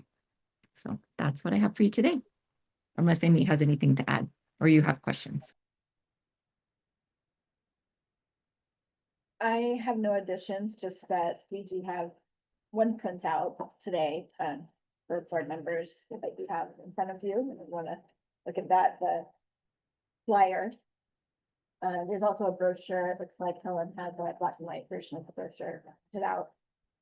And I see that Mary Lou has questions. I have just a lot of reading through it, little kind of like, I would have said, "Oop," but I'm trying to not do my editing thing too much. But one of my concerns is on the flyer, and then it's also on the other one. I went back to our law 751, and it talks about a plan. It does not talk about plan options. I think options starts getting us off into what does that mean? I think we're developing a plan. And when I looked at the law, we're developing a plan. So I do not like September 26th, the board delivers draft plan options to the legislature. Maybe that's okay, but to me, it kind of muddies the water. And so that's one of my issues is, and then it's a little bit on the other one where deliver as the board works toward delivering plan options in 2026. So I just want clarification, I guess. Yeah, thanks so much for that question, Mary Lou. I appreciate it. And it's certainly something that the board can give us guidance on. The intent came out of engagement. So one point of confusion and opposition or concern about the work of the board so far is the idea that the board is the decision maker, that the board is designing and deciding and moving forward and implementing a plan. And because this board, this current scope of work before we submit whatever we submit to the legislature doesn't include the full funding for a robust statewide public engagement with everyone, basically. The idea and the concern is, wait, this is happening without me. I'm just hearing about it. They're going to make all these decisions without appropriate statewide stakeholder engagement. I have concerns. I don't like this. I'm in opposition. This is a plan happening in secret, blah, blah, blah, blah, blah. Those are things we're hearing that are coming up out of engagement. So we really, really, really tried to be extremely clear in all of the materials that we are doing diligent work. We have some limited funding to do some engagement to ground truth that work. And we will be essentially submitting something for the legislature to consider. The legislature is the decision maker. And once the legislature decides what the plan for Oregon is, that's not our decision, that's the legislature's decision. That's very confusing to people. Then at that point, our recommendation to the legislature will be, before implementation, there needs to be that broad, statewide, fully funded public engagement to make sure that Oregonians have a chance to give feedback and understand what's happening and why. And that's not currently where we're at. So that was the intent, was to clarify who the decision maker is. We are not dictating to the legislature or to Oregonians. We are presenting our due diligence of research and ground truthing. And it has been at this board, I believe, there has been discussion about, we may not have a single plan. We may have options with trade-offs. We may have, we don't actually know the answer yet because the board hasn't finalized what the plan is. So I don't know if it's going to be a single plan. I don't know if it's going to be, here's generally our plan and here are some decision points for the legislature to consider and the trade-offs that we have heard about. So that's the other thing, is we've really tried to not get ahead of the decisions of the board in terms of what that's going to look like. So I hope that helps. Well, it does and it doesn't. To me, when it says September 2026, the board delivers draft plan to the legislature. And then 27, legislative session, they review and make decisions. So it doesn't say that we are deciding. I just am uncomfortable with what does it mean by saying plan options? Can I ask a clarifying question? So I think plan options can be interpreted in a couple different ways. One way is to say we have plan options, meaning you can choose a low cost, low benefit plan, or you can choose a different plan that has higher initial costs but has more benefits. Those are plan options like we currently have, for instance, on the ACA marketplace, like a bronze plan, a silver plan. That's one version of plan options. I don't think that's what you're referring to in this document. I think what you're referring to is saying, this is the board's recommendation for how a universal health plan would operate. Here's our recommendation. For instance, we think, this is what the administrative structure would look like. Here's how it would be administered. But then our report would also include some alternatives to say the legislature could instead choose to administer it this way. That would be an option. That's a plan option, right? Not like A health plan. not that residents of Right. Oregon could choose Yes, different that's it. plans, but more that the legislature would have our main recommendation with a couple of alternatives for how it could work. Is that accurate? That is accurate, Chair Blanca. And in addition, contingencies. like the waiver, right? I don't Yes. think that we are going to say, here is the one and only plan that you must now adopt. I think we're going to say, here are the things we've considered, here's what we found. So I guess that, yes, that is more of the way in which we have been thinking about those words and their meaning, but it's helpful to hear how it's landing for other people. Yeah, so it might help to, I mean, I don't, not, again, not to wordsmith now, but to talk about recommendations, that the board's job is to give recommendations to the legislature with alternatives, as opposed to plan options, because I think that's a really common way that people would hear plan options, is that they could choose different levels of care. Yeah. Anyway, that's my No, I think biggest that's concern. important feedback. Yeah, thank you. Go ahead, Thomas. Cheryl first. Oh, Cheryl, Are sorry. you sure? Okay. Well, first of all, I just want to commend you, Amy and Michelle, for condensing some very complicated information into 2 pages. So that's great. You had asked me earlier to review the flyer and the brochure for accuracy from the Finance and Revenue Committee point of view, and I did. And I noticed when I reviewed it again yesterday, I missed a couple things. So I just wanted to make 2 very, very small suggestions for your consideration. One is in the first paragraph, that you have in bold, everyone should be able to get care when they need it, no matter where they live, what job they have, or how much they earn. I feel like with that context, the next sentence should say something more like, but Oregon's healthcare system isn't working that way. So that's just a very short suggestion. The other thing that's more finance and revenue related is in the why it matters section. The very last sentence, a better system is possible, one that guarantees care for all and lowers costs for everyone. It actually does not lower costs for everyone. So I would say something like lowers cost for most, and we'll certainly explain that when we get to our straw proposal. That's what I've got. Thank you. Thank you for that, Cheryl. I appreciate it. Or could just say lowers costs. I guess that brings up an interesting Lowers point, cost in the a aggregate. question for Michelle and Amy, if you're bringing the board to these for approval, or if these are considered, I mean, you said that there will be revised over time, but does the board have an opportunity to sort of make comments on these and get them back to you before they're sort of finalized in this first iteration? They're living documents. I think all of our communications toolkit will be living. This is a helpful conversation. The edits are welcome, and we can certainly make those as needed. And especially, yeah, so your comments are welcome now. And then as plan design and finance and revenue decisions are made, there will be continuing kind of rolling updates too. So yeah, this works There great. have been no mass production of these documents yet.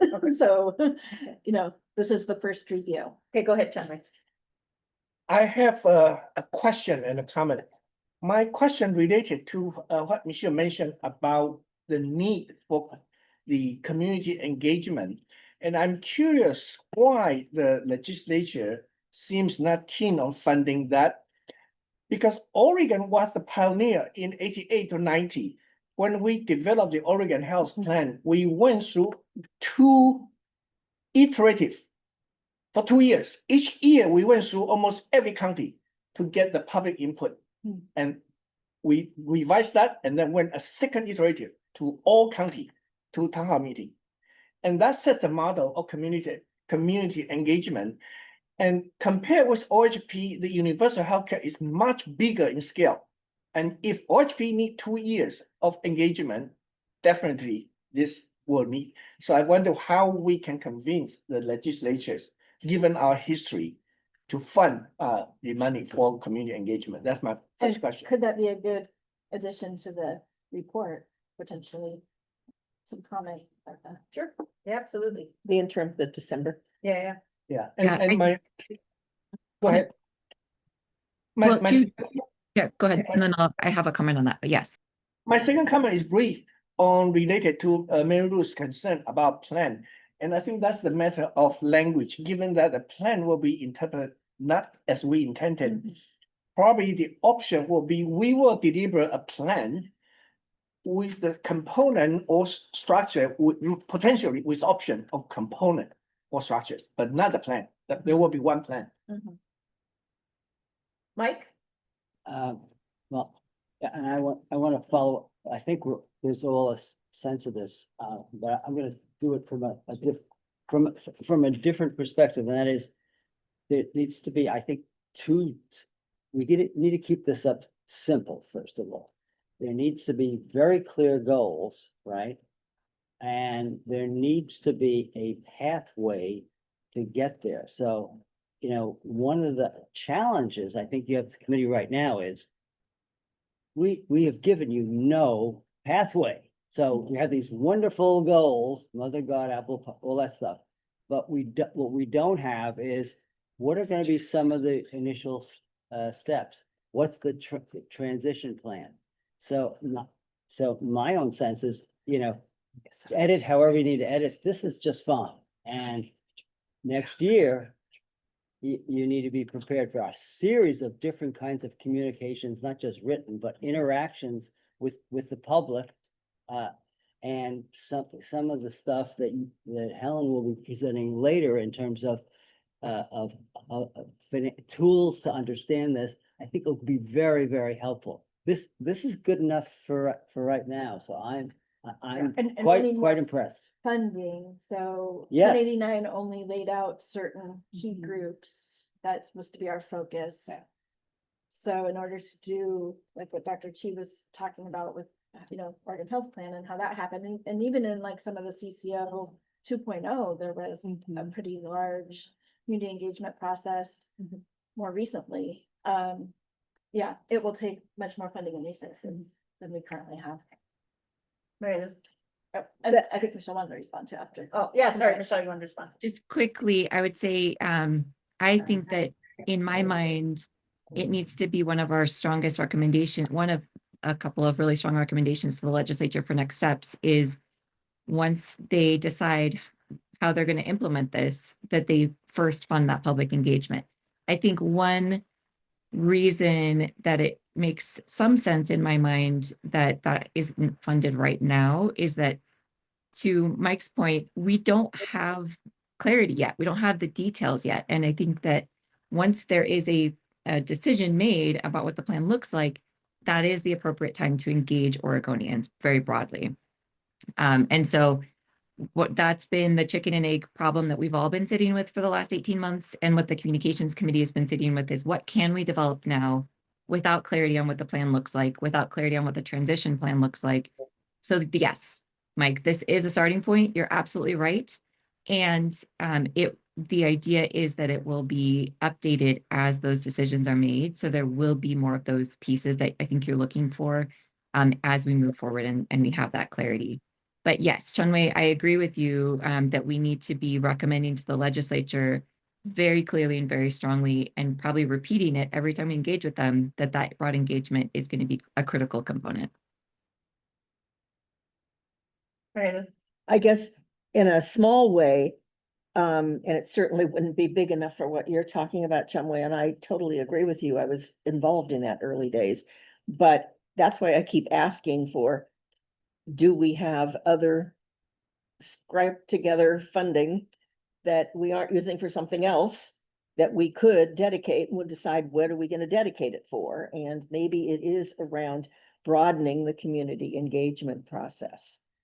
So that's why I keep saying, geez, is the Milliman less? Is there something else left over? Can we scrap it together? So we certainly won't get there with what you're talking about, but maybe even a few of those kinds of engagements around the state. I don't know.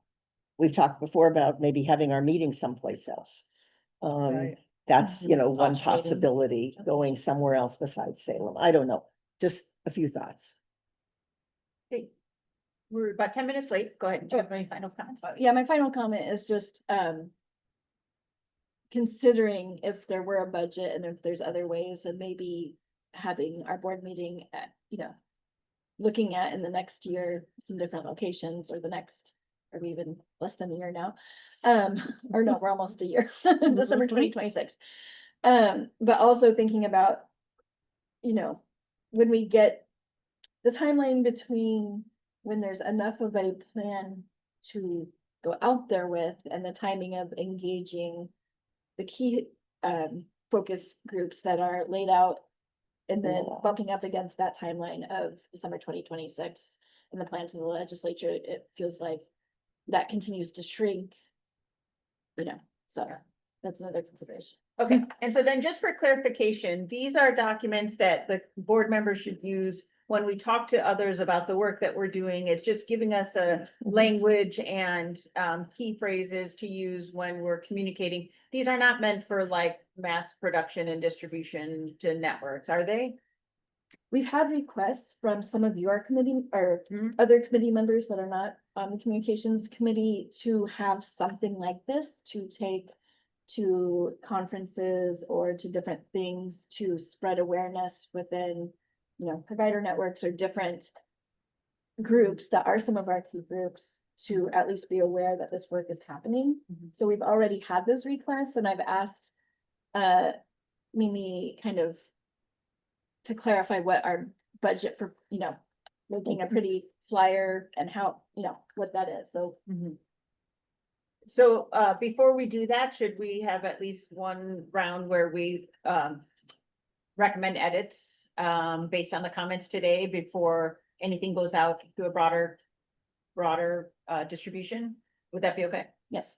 I have all the notes from the comments and can take them to Patty this next week and make the edits. And then I think the idea is that we will at the very minimum be able to post this on our website and depending on budget, maybe print some or as a PDF, other people could print it. But yes, this would be, the one pagers are designed to be public facing. And, but we'll make sure that the edits are made before that happens. It's not currently posted other than in our meeting minutes and hasn't been widely printed as far as I know. Okay, great. So maybe get edits to Michelle and I by end of day Monday, right? Is that right, Michelle? The Patty is usually on Tuesday. I won't be around next week, but I think you guys can get edits to us by end of day Monday. Does that work, Michelle? Great. And if I may, Chair, I'll just be brief and say that at the next board meeting, we'll have a more thorough budget update. As people are aware, just as our partners our colleagues at OHA pointed out, there are some changes in the budgets. And we've certainly had a change in ours, so we can present the updated budget at our next meeting. Great. Okay. I'm going to turn it over to Cheryl now to the Finance and Revenue Committee. Thank you very much to Michelle and Amy and. Okay, here we go.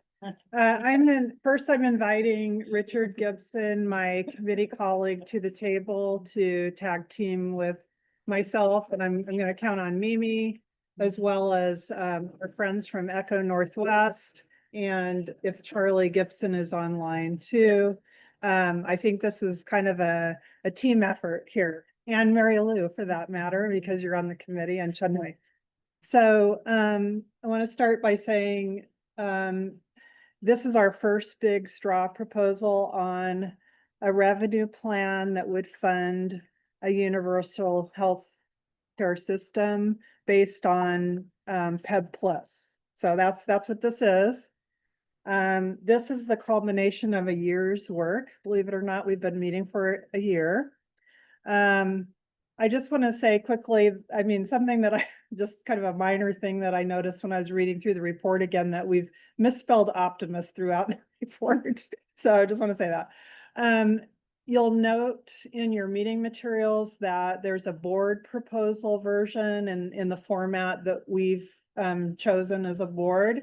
And then there's a more thorough proposal by Echo Northwest with graphs and things like that, that I felt was really important for me to understand the proposal better. So if you haven't looked through both, make sure you look through Echo Northwest version too.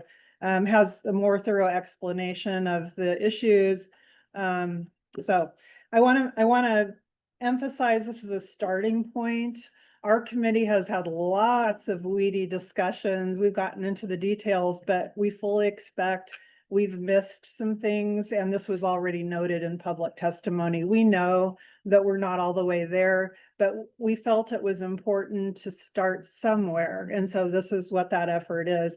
I'm just excited that we have a proposal that isn't, that where we're not in deficit. It is, I would say it's not a funding gap that we're trying to work out. It's more of a funding, it's repurposing, I think is a good way to say it, repurposing of funding. So I just want to mention that. Okay, so with that, oh, and I just want to, I think on the first slide, it does say when our next meeting is. That's October 21st. We're meeting from 10 to 12. This is what we call our supplementary meeting to debrief whatever feedback you all have as a board to our straw proposal. That's what the purpose of that meeting. So with that, let's go into the proposal. Okay, this is a really important slide. So this proposal includes ongoing annual costs. It's not including transition costs or the reserve that we need. I feel like this is something that really overlaps with the operations committee, and I'm hoping somehow we can get together and work that part out. Again, as I said, and I may say this like 3 times during this presentation, we're not trying to find new money to fund this revenue plan. This is repurposed employer and household healthcare payments. It's just moving from one way to pay for healthcare to a different way to pay for healthcare. And we make a number of assumptions that define that revenue target, and we'll go into detail during this proposal. So next slide. So as I said earlier in the meeting, I think graphics are really important to tell the story. I mean, we can say a bunch of stuff, but I do think this is a really good graphic that shows that in the aggregate, the contributions decrease for every sector, private employers, state and local government employers, federal government employers, and individuals, and most significantly for individuals, which is in our values as a board and in the Finance and Revenue Committee. Another way to show that is the next slide. It shows the status quo of contributions versus what they would be under the Finance and Revenue under our proposal. And so it does in each sector, it shows how it decreases the contributions. And by the way, if either of you have something you want to add as we're going along, please jump in. Okay. So the main funding mechanisms for this proposal are, and for businesses, this is definitely not in order of amount because the employer payroll tax is by far the biggest source of revenue in this proposal. That's number 3. But we also increase the corporate income tax a little bit and the corporate activity tax slightly so this would be from the businesses, from the employers. For the individuals, we include a healthcare personal income tax, HCPIT. I'm going to try not to use acronyms. That's nice. Yeah, trying really hard not to do that. And then a per person premium, and we'll say more who would pay the per person premium in another slide. Okay, next slide. Okay, so the employer payroll tax replaces what's now the employer sponsored insurance payment. So any employers who pay for premiums for their employees for insurance, that would move toward the payroll tax. It's about 11% on wages above a $200,000 firm. So a small business making less than 200,000 would be exempt. Is that the correct terminology? Payroll, Okay. 200,000 total payroll. Okay, sorry. Yeah. And 100% federally poverty level. So, and I'm going to ask Richard to help me explain this.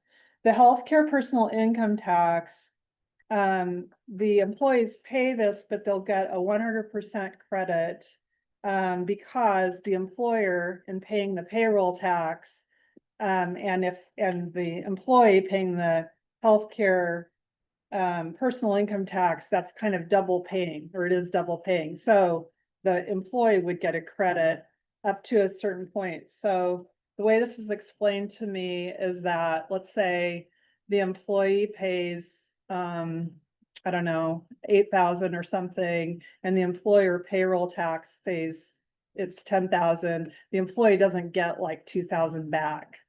Non-refundable. Did I, yeah, non-refundable. Do you want to say anything more about that? Or is that in the weeds? I don't know. It's up to the committee. It is a controversial point. We've gotten a lot of feedback from the public that they don't, not everybody subscribes to the notion of paying twice for healthcare, once by the employer paying premiums, and again by the employee paying a personal income tax on it. So to be discussed, but that's built into the plan right now. Okay, thanks, Richard. The corporate income tax is a 3 percentage point increase, and the corporate activity tax is a very small 0.1 point increase. Could I Yeah, add go ahead, something, please. Cheryl? And so this has to do with, and help me out here with this as well, Richard. So we talked about replacing the employer-sponsored insurance. However, of course, as we know, most large corporations are what we call self-funded. So they're not, so they really are sort of, they do use an administrative service from insurance companies, but they aren't paying a premium. And I do not want to get into the ERISA discussion. However, what I will say is, in addition to those, so the thinking is that those dollars that go to that self-funded payment would then be also redirected. So I just want to make sure that that's clear. It's not just that we're thinking that, oh, just the employer sponsored insurance, but also those self-funded plans. I think that's an important. That's a very important point. Voluntarily, yeah. Voluntarily, thank you. Yes, can I think that clarify that highlights indeed, the- if they choose not to be part of the plan, they will pay an employer payroll tax of 11%, and they will put their money over here. Correct. To have their own benefit plan. So, but they can choose to not do that. They can say, this is great, I don't have to do that anymore. But they could pay twice if they chose to. We're not telling A them different they- paying twice. Right, but they don't have to come over into this plan. Right. Mhm. But they will definitely squawk about that, I'm sure. Thanks for making that clarification. Mary. Okay.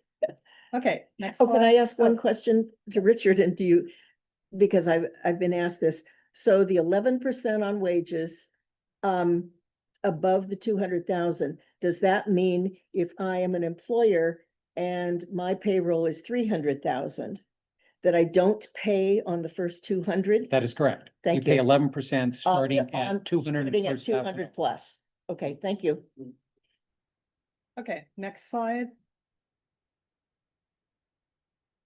So this is the healthcare personal, so this is the individual based contribution. Healthcare personal income tax, it's a 9% flat rate above 200% federal poverty level.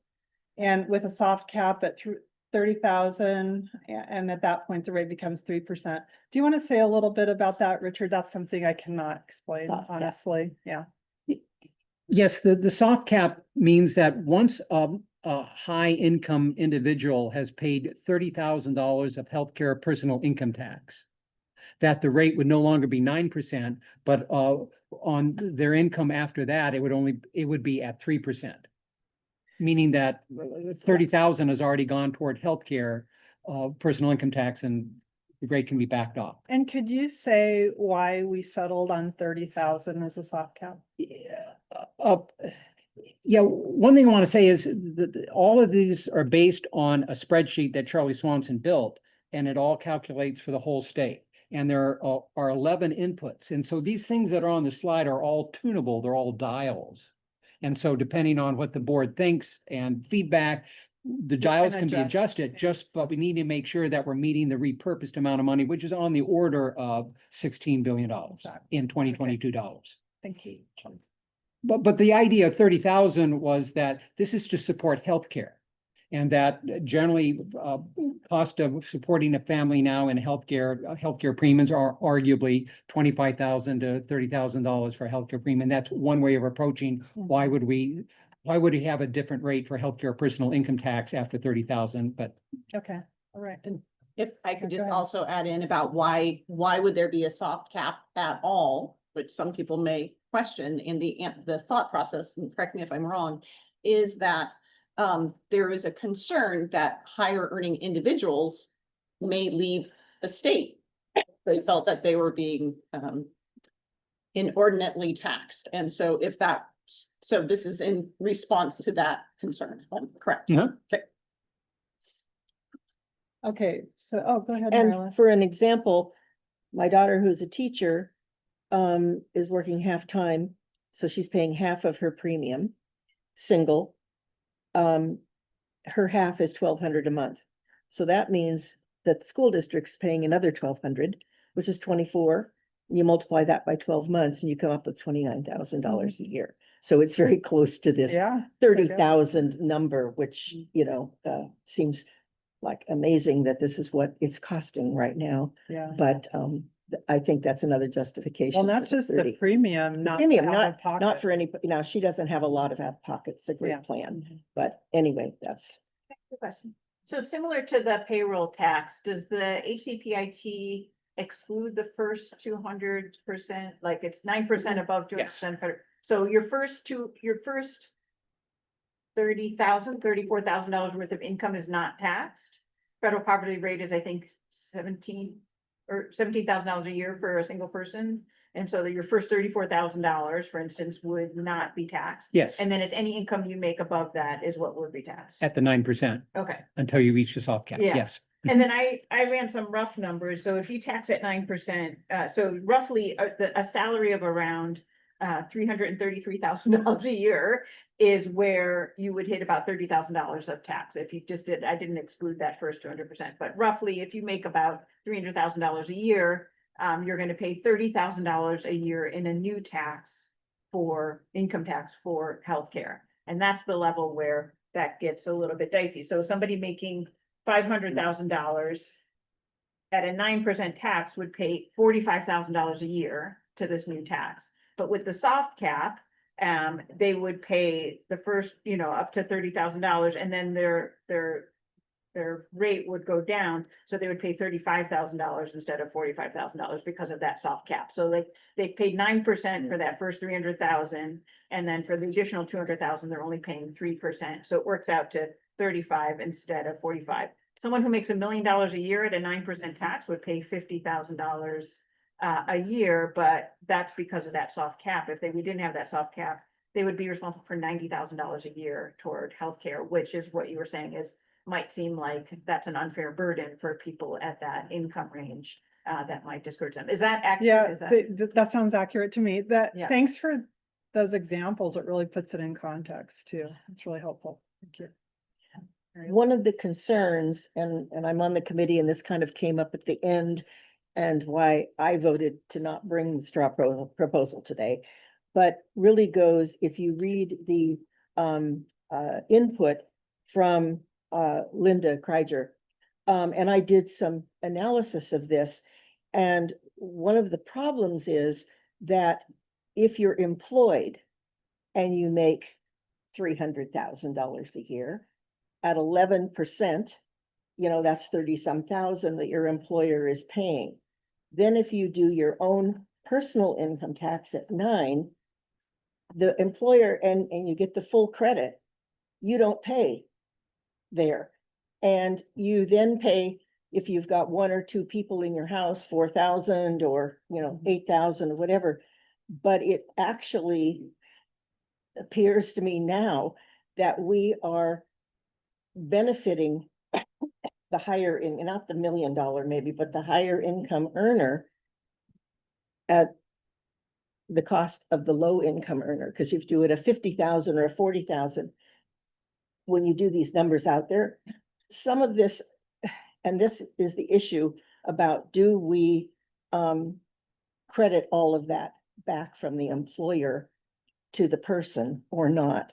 And I'm becoming less enamored with the idea of doing that, because it does this weird thing. If the employer is paying that 11% on a bunch of high earners. We did agree that we need to do more work on that issue. I don't know if Richard wants to say anything specifically about it. It's hard to discuss a spreadsheet with 11 dials on it. Yeah.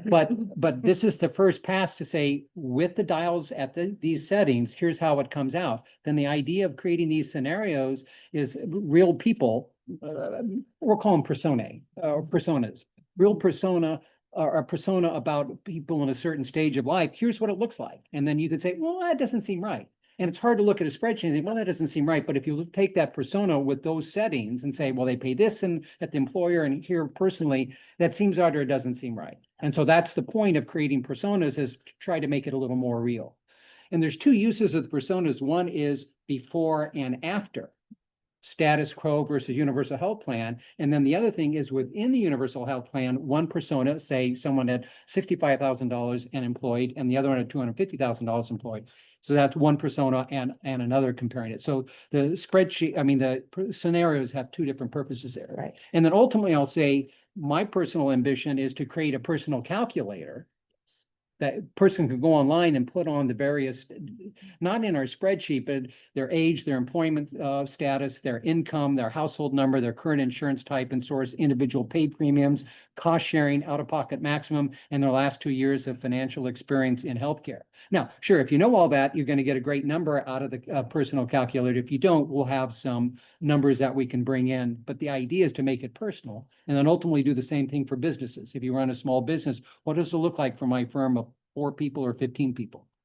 And we are planning on doing this sort of fine tuning in the committee in the next 2 months, looking at adjusting for individuals and businesses.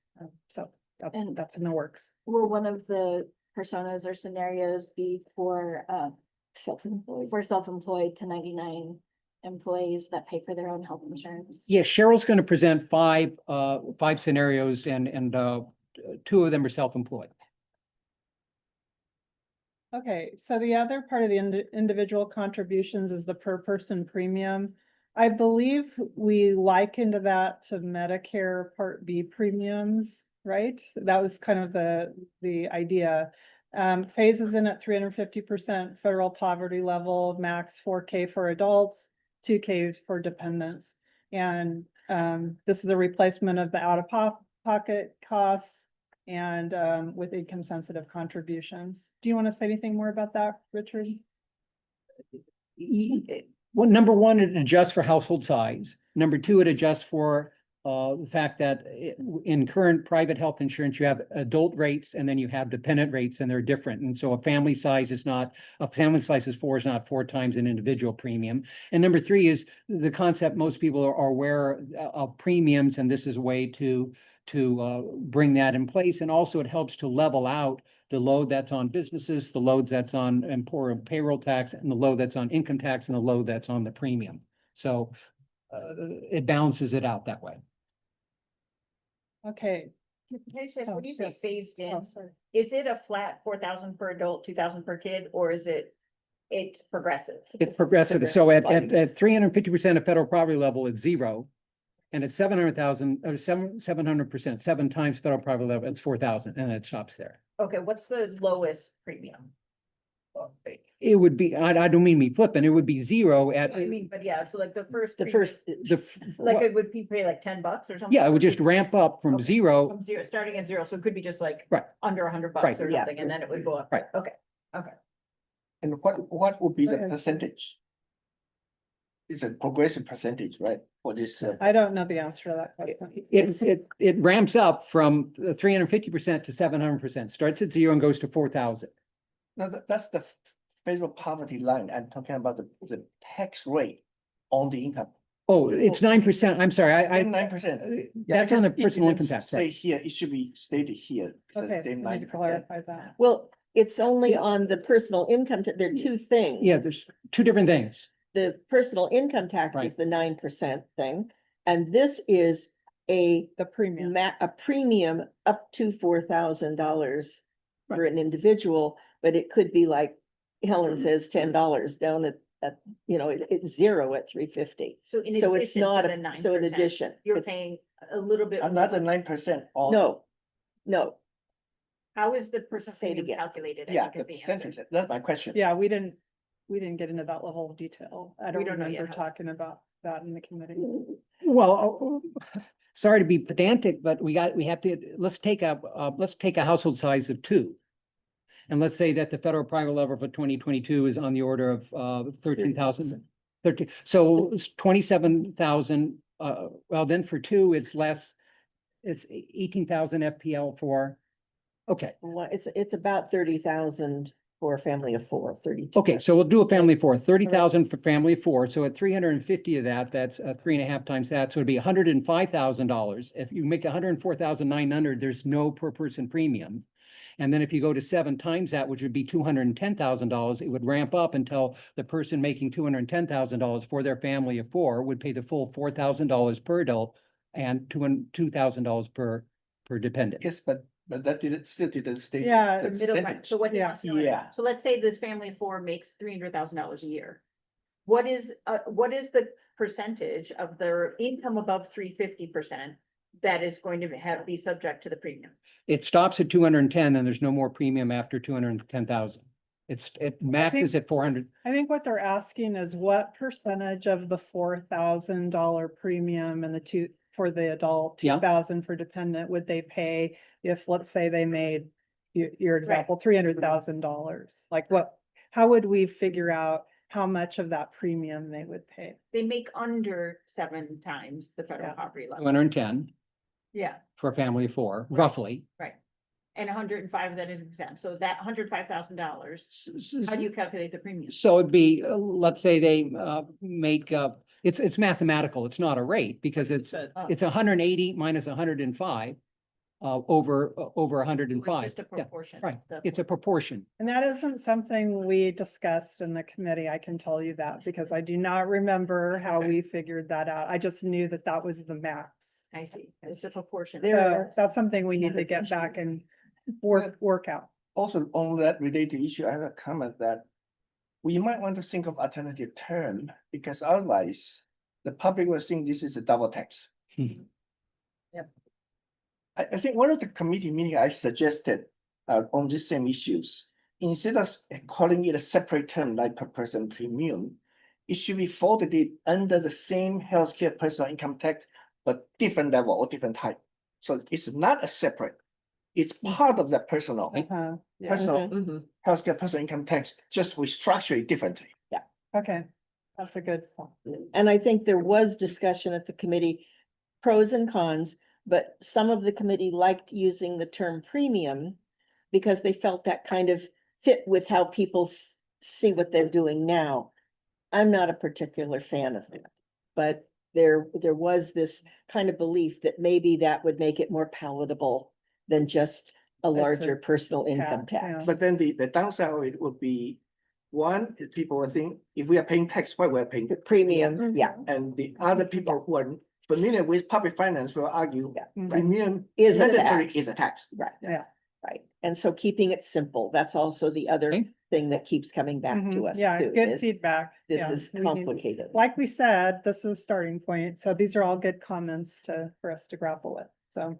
Let's get into the credits, and we mentioned this before.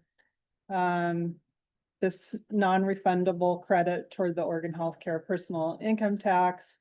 And the amounts derived from the employer payroll tax. And then for Medicare enrollees, this came up quite a bit. We decided to give Medicare enrollees a non-refundable credit toward the premium they pay for Medicare Part B. Any questions about the credits? Yes. Okay, or comments? How about part A? Part A is the one that all of us already contributed. So there's contingency, whether we get the waiver or not.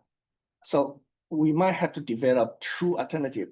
One is we get waiver, then the beneficiary, they should get the credit for part A. They will be under the same pool of universal healthcare. If we don't get the waiver, then the inpatient and surgery part will be, the expenditure will be out of our universal healthcare because that will be from part A. Mm. And either way, people should get the credit from the part A. Well, first of all, you bring up the thing that I was going to say at the beginning is that this proposal assumes a Medicare waiver. It's built on, we get waivers, so. I don't know if you have a specific response to Medicare A versus B, or if you have, response to which, anyway to say. So if you've had 40 quarters of payments into CMS, then Medicare Part A is covered for you. And there's no premium that any of us pay for that.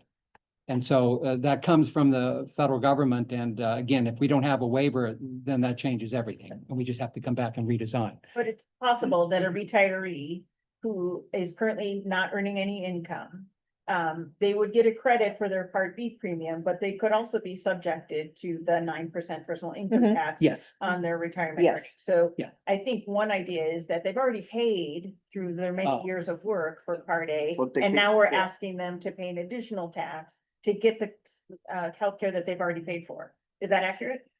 I think it's an accurate statement, but right now, actuarially, what we paid in over our lifetime of work is only covering less than a third of Medicare payments now.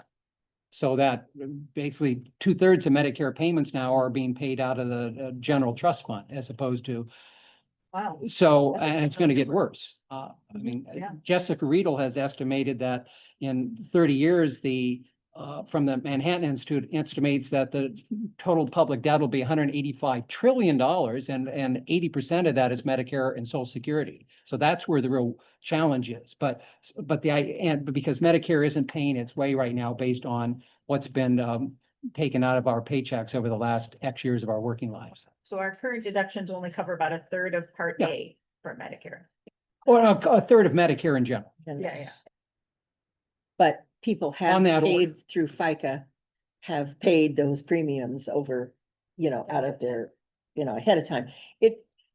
You can see the complexity of trying to figure out something. And I think that one of the things that maybe you didn't bring up because we brought it up before, but Speak kind up a of what little are what our principles are. Yeah. That equity principle and the adequacy principle. We've got to raise enough, but it's got to be fair. And Progressive. And what was the other, and progressive kind of thing. So those are our kind of our underpinning. But to really make it work and then to do it somewhat simply and not have a huge difficulty for people to either understand it and or to implement it. Those are other pieces, and you can see we don't quite have it yet. And I would like to emphasize that to give appropriate credit for Part A is important for two important reasons. One is for equity. It's the same issue as the employer providing health insurance to give credit. And of course, given that it is fully covered, we can do an actuarial estimation. How much would be the credit that we want to credit to Medicare Part A beneficiary? The other important reason is political support, because if we don't give them credit, I'm sure the Medicare beneficiary will be up against this universal health plan. Mhm. Yeah, I'm just writing a note. In interest of time, I wonder if we should let Cheryl finish the presentation and then we can have a little bit more discussion and go from there. Okay. I think the next slide, this is really just a graphic showing what we've talked about, in a chart, the parameters of the revenue plan. So it starts with the employer contributions, it shows the current value, and some of these are new things, so there's nothing currently. And then the proposed incremental increase to fund the universal health plan on the right. So it's really everything we talked about, just in chart form. Next slide. Okay, these are the assumptions that were alluded to, I think, in the first slide or so. Our committee decided, and I think we've maybe even mentioned this earlier, that we felt that the administrative savings estimate was too low by the Joint Task Force of 4%, and we increased it to 8%. So this has an effect of lowering the funding target by $1.3 billion. Regarding federal funds, as we've just said, we're assuming Medicare and Medicaid continue via the waivers. So that's That's really a very important assumption for this particular proposal. As mentioned by Laurel earlier, there is uncertainty around HR 1. The federal reforms could cause a variance of about $3 billion. And it certainly, I mean, we don't have this in here, but it certainly affects our timeline for the universal health plan. And then the patient price parity assumption will maximize federal Medicaid match.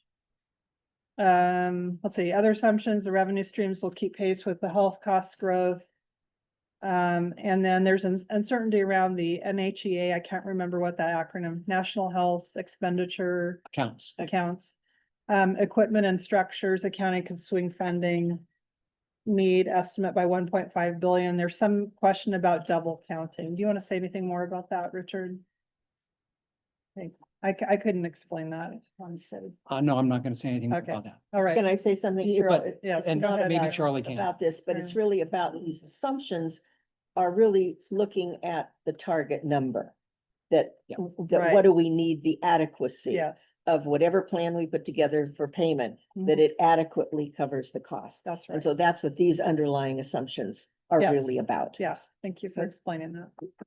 Okay, next slide is our favorite pie chart. We felt like this was the best way to describe the various revenue sources. We had kind of a bar chart and we decided pie was better. So Pie's always as you can see, the biggest source of revenue would be that employer payroll tax.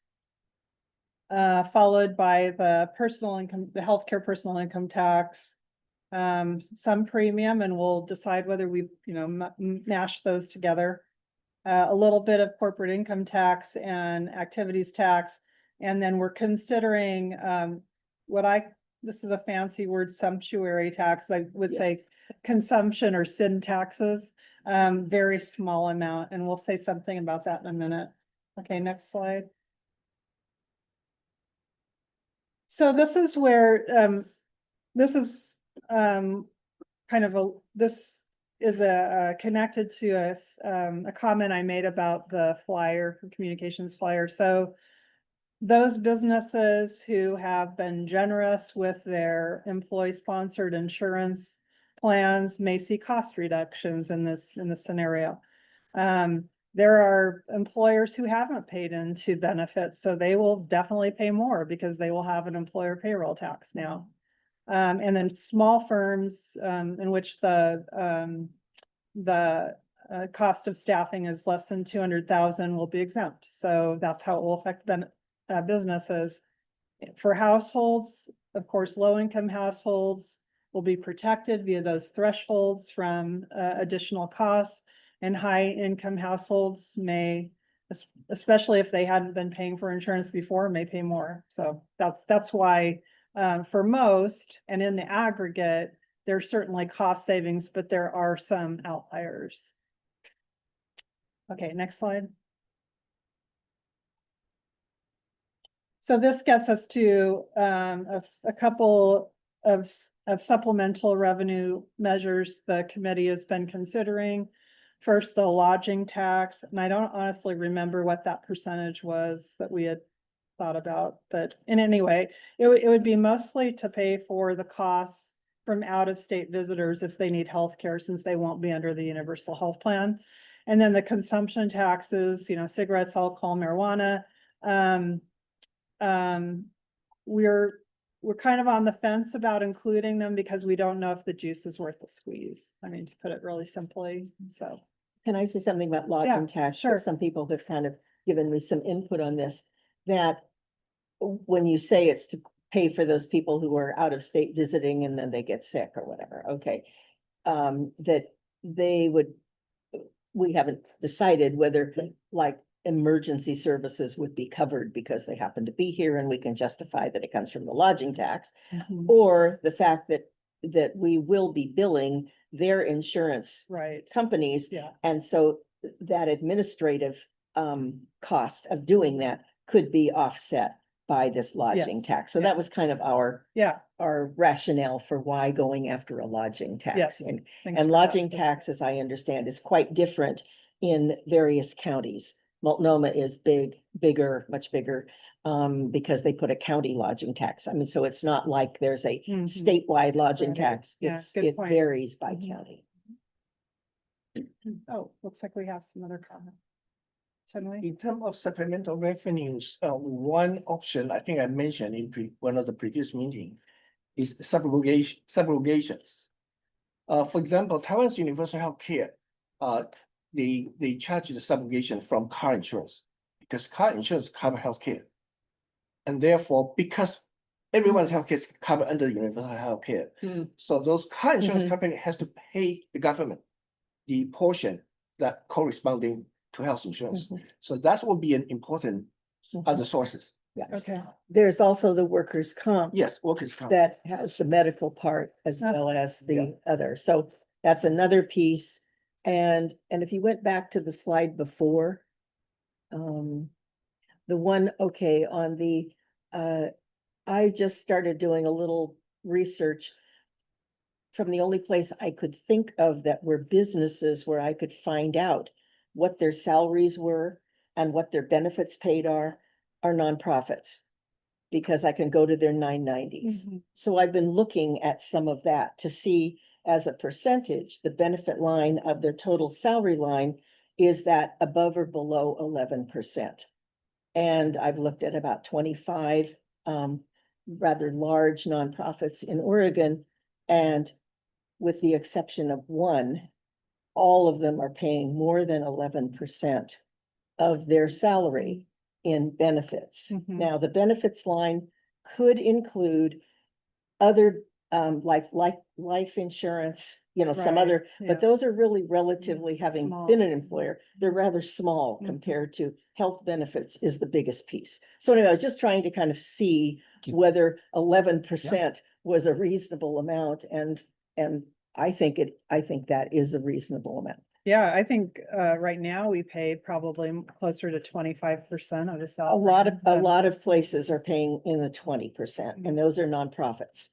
Mhm. So there's hard to know on the for-profit, because I couldn't think of a way to find out Right. those numbers. easily. Besides auto insurance, subrogation has other target institutions such as any liability insurance that cover health care. Yeah. And I would add malpractice insurance to that too, because part of malpractice payments are to cover the healthcare costs incurred through medical errors. Oh, really? Part of it is pain and suffering, and that part would, Yeah. be there, but a lot of medical malpractice insurance is for that. And so I wonder if that's Hmm. a source too, Hmm. and those are Interesting. really Yeah. expensive as well. Expensive. I wanted to ask a question on this slide. Is this it? Nope, it's the assumption slide. The next one, I think. So I keep going. All the way to the end, or something we've covered before? So, yeah. Before the chart, before the Okay. That was chart. before. Before There. the one, yeah. That one, yeah. So the other assumptions, the first bullet point under other assumptions says that the revenue streams will keep pace with healthcare cost growth. Mm. Is that a reasonable assumption? Maybe I mean, not. I no, it's not my area, but I understand like that payroll or wages increases on average is like 4% a year nationally. I don't know what it is in Oregon, Mhm. but what's the growth in payroll, wages typically? And I know because of the kicker in Oregon that we have a very difficult time predicting revenue in this state, right? Yeah. Because we've had all these kicker discussions, and like, I don't know what we can expect in terms of the growth in wages, but in terms of if we get this figured out for 1 year of funding, you know what I mean? What is our anticipated growth in this revenue source, and would it keep pace? Like, we have a healthcare cost growth target program. And they said that in 2022 to 2023, Medicaid costs increased 9%, Mhm. Medicare increased 7.8%, and the commercial market increased 6.3%. I don't think wages increased that fast. No, If- no way. If I can just interject, so I think, although it says the revenue streams will keep, that it's an assumption, and actually the working of this model has that assumption built in. I don't think anyone on the Finance and Revenue Committee believes that assumption, but I'm just saying, as you plug the numbers in, that is how this model works. That doesn't, so in other words, it is not accounting for that. That's what But kind of, we it's like a can't approve- caveat. We can't approve a revenue strategy where the revenue source. Right, not so gonna this is, be- that's why this is like this is the part of it. It's not the whole thing. Mm-hmm. It's the part. And so this is, we probably should put this in bold and highlight. Am I? Yeah. Okay, thank you. Just want to be clear, like that's kind of what that statement means. Yeah. So there, and there's also the, you know, as you're saying, is our wages gonna go up enough? So that we are taxing in the way we're talking about, No. that you're gonna keep up with the Right. cost of healthcare. But part of our thing too is to bring down that cost of healthcare through the universal plan. So it's a bit of a Rubik's cube, I keep saying. Right, so part of the work of this board is thinking about how we would do that. Do that, And we yes. tried to have this conversation before, which is really challenging, about when the revenue sources do not keep pace with Yeah, healthcare what do we costs. do? What's the lever that we're gonna pull? Are we gonna offer fewer benefits? Are we gonna change eligibility? Are we gonna pay providers less? Those are the levers that Yeah. we can affect, right? And that's a very real thing. If our main revenue source is wages and employers and payroll, we've got to really think carefully about what that means in terms of how we adjust year to year. Well, you have institutions too, and you have pharmaceuticals, you have some of those, so it isn't just those three. Right. They're big ones. Right. Right. My other question was, I know we're not calling it funding gap anymore, but there is the thing that's crucial for the plan design committee is what number that we're working with so that we can make sure our benefits align. And so we originally, when we were just kind of getting started, were eyeballing that a different revenue strategy would need to come up with 20 to 25 billion dollars a year. That was a guess based on task force work. I think that number has been reduced-ish to 16 billion-ish, Mhm. if I'm right. Yes. Okay. Does this current strategy, as you laid out, that's what it would get us, is like 16 billion? Yes, It would? Okay. yes. So we need to go back to plan design and say that's kind of what we're working with in terms of total dollars. Okay.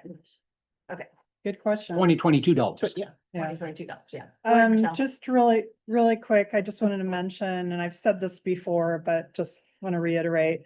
We had talked about adding sales tax and just decided not to include it as part of this revenue proposal. So that's not anywhere on here, but I wanted to just mention it. Okay. Let's see, let's go on. Michelle has her. Oh, okay. Does this 16 billion include any assumptions about the lodging tax and the sin tax? That was on the slide is like, is that like an idea or is that included in your $16 billion? I believe it's included right now, but we're not sure if we're. going It's very to. small, but it Yeah. is included, I Yeah, think, yeah. was, It's in that chart. yeah, it's on the so- pie Got it. chart. Okay, I would Lodging say, tax. Sorry. Yeah, Go I would ahead. say briefly that the cigarette taxes specifically, since Measure 108 increased the tax on cigarettes in Oregon, as soon as that tax increase went into effect, there was a 12% drop in sales that first year and 9% the 2 years since then. And the state revenue, which funds some other important health equity work, is declining every year, and which means that the funding for the work that was supposed to fund is declining. So I would just say, I don't know that I think you're right that the juice may not be worth the squeeze when it comes to those taxes. So my preference would be to really strongly consider not relying on that specifically. Yeah. Very I think- good point. That's happening with the marijuana tax too. But we did pull out some discussion about a beer and wine tax that has not been increased since 1974. But it's been fought and Yeah, lost every time. But anyway, I think there was a little bit of like, well, certainly the cigarette and the marijuana were probably, but maybe there was, but I think we did come as a committee to the general feeling that the juice is not worth the squeeze and bringing many more opponents to the table than we're already gonna have. Oh, good. You're looking at the time. I was just trying to point at the time, Let's Chair. let's do 5 more minutes on this, and in the next 5 minutes, kind of wrap it up, and then we'll just have a couple of ending. Do you have any more that you want to present? Well, we do have some scenarios, that what it would look like under this proposal for a particular, company or individual. Having just seen this morning, I will not be able to explain this in 5 minutes. I would kind of bounce it to Richard if you want to say anything, kind of an overview of these 5 scenarios. Can we bring them up on the screen? I think it's helpful to so. have a I first think that gets bounce there, right? Yeah. so you can see what we mean by Yeah, these just scenarios. very Charlotte points out that the statewide lodging tax is 1.5%. Municipalities and other regions can add to that. Okay.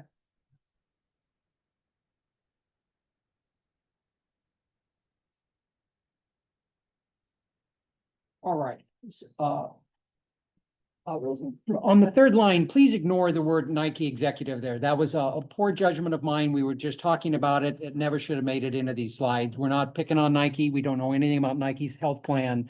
We were just talking about what kind of personas do we want to look at. We're looking at this, but the point of this slide is that it shows 3 employees, a machinist in a company. And when I figured this, I figured it was a company about 15. I mean, it had a payroll well above $200,000, which is where the employer payroll tax would start.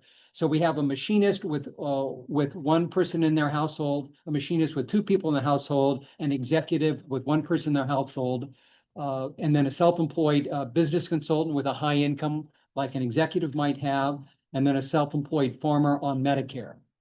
And then on the right-hand side, the first 3 that are employed have typical employer-sponsored insurance.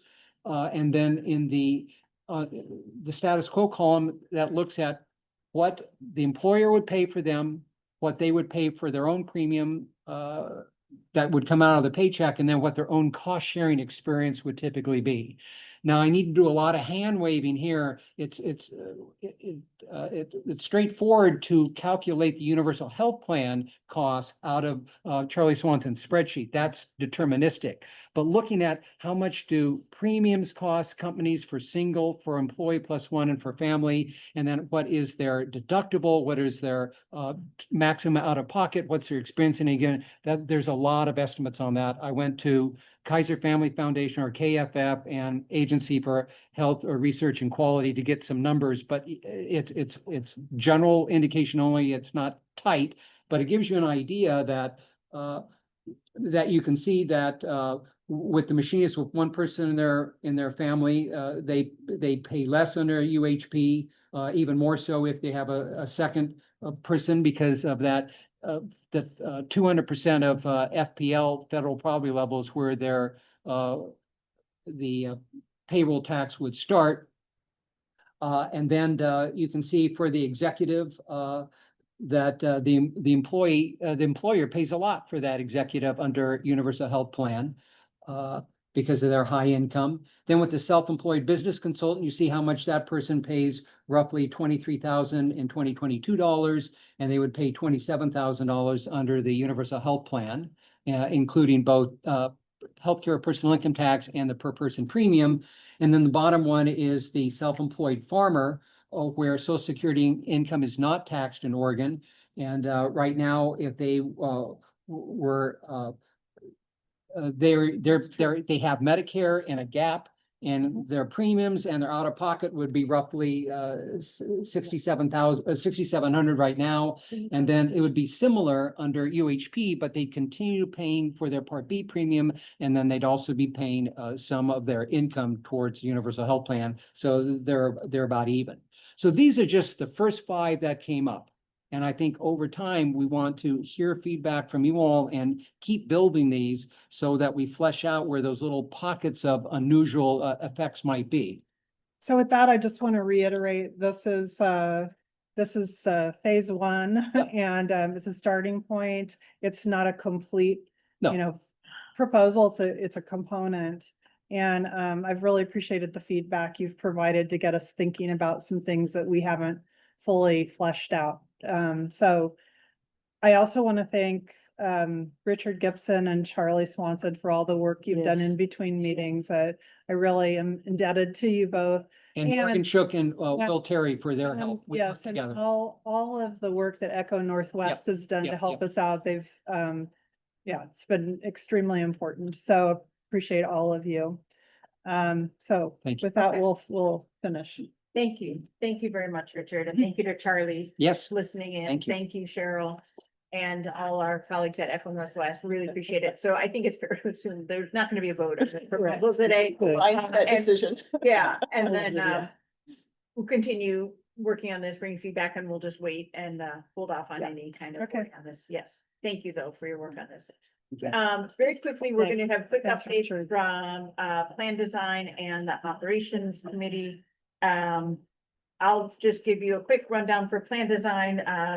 We had a great presentation from Milliman, doing a benefit comparison as it currently exists, to help us make decisions about coverage. We're still working on revising our recommendations for paying for behavioral health. We have a quality strategy that is in the works and we anticipate a proposal for that coming soon. And then hospital payments were a big topic of discussion and we anticipate that there'll be a strong proposal for that. Hand it over to Judy. Thank you very much. Yes, operations has been working really hard. We have a preliminary proposal for the administrative structures for the universal health plan, specifically discussing comments that we've had at the board level before about regional entities. That's in the packet. Please review that with respect, Chair. I'll defer further discussion and a strong proposal for our next meeting. Okay. Okay. Great. Yeah. So please, go through that proposal. I think it's really well written. It And is. we can take a vote on that at our next meeting. All right. So that brings us to, federal and state health policy updates, of which there are none at this None point. today. We're counting the OHA presentation that has that. In terms of next steps, future meeting topics, does the board have any recommendations to our staff about things we need more information or detail on in terms of planning for future meetings? Yes, go ahead, Chanwei. One area I suggest for the staff, for the future meeting to do a bit research for the board is we know our neighbor, Washington State, is doing the same thing. Mhm. And to update us about what progress they have Happy made, to. particularly what kind of strategy they develop in dealing with the same issue we are facing.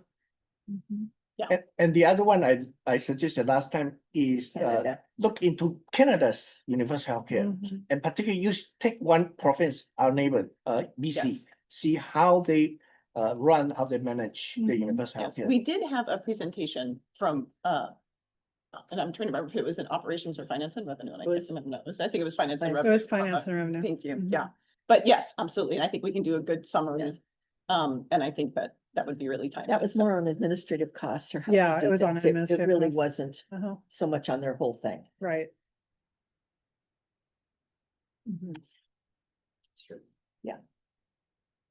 Amy?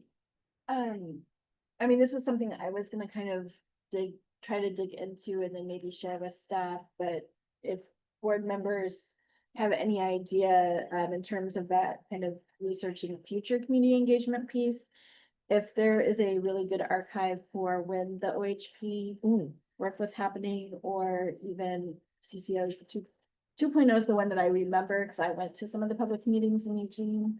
But I don't know if that's something like we can actually ask our OHA staff to look into. It's a book. They wrote a book Oh, yeah. about the Oregon It's a Health book. Plan and CCOs. Oh. Yeah. Oh, Judy has yeah. it. Okay, I think I have that book. Wow.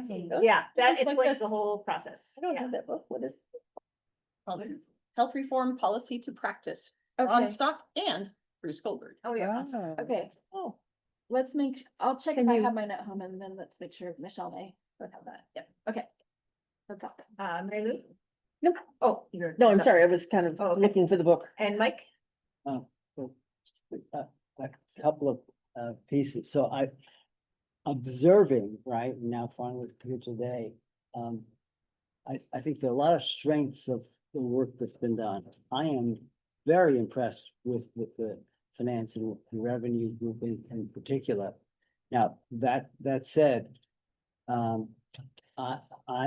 there are some pros and cons to having things by committees versus and looking at things sequentially versus looking at things in iterations. And I think you get a sense like from Richard and Cheryl that something that's probably going to work best here is throw out a draft, let people criticize the hell out of it, think of it up and down and really receive the stuff, then go to a second and a third Yeah. draft. That's called iterative planning.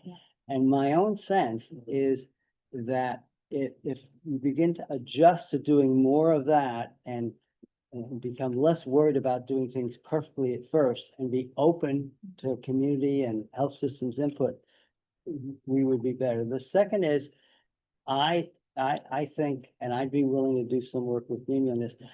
I do think it's time to start thinking about, if you have this vision, how do you get there? And while I appreciate the fact that you want maybe to defer to next year, there are some really important things that you can't do here, like with Cheryl's committee, fantastic work, but there's three pieces to this leg, and one is this ultimate operations, but the second is how much funding do you need? How are you gonna fund this, right? And then how do you get there? So my point is, I just want you all to consider that maybe a little tweaking with a little bit more iteration and not being so worried about getting in the weeds and all the details. People, with meaning well and with integrity and tell the truth. I think we'll get there, but I do think this needs a little bit of tweaking. Jenna? I was responding and considering the comment you made earlier, that what happened if we have a revenue shortage relative to expenditure? And this will be a very important yet complex issue. I think probably the most appropriate venue is for the full board to discuss, because it cuts across all committee. And we have to at least set two priority level. The first priority level is between what you mentioned. Do we cut benefit? Do we cut eligibility? Do we cut payment, etc.? So that's the first level. And the second level of priority setting is within the benefit. We have the model of OHP that we have a prioritized list.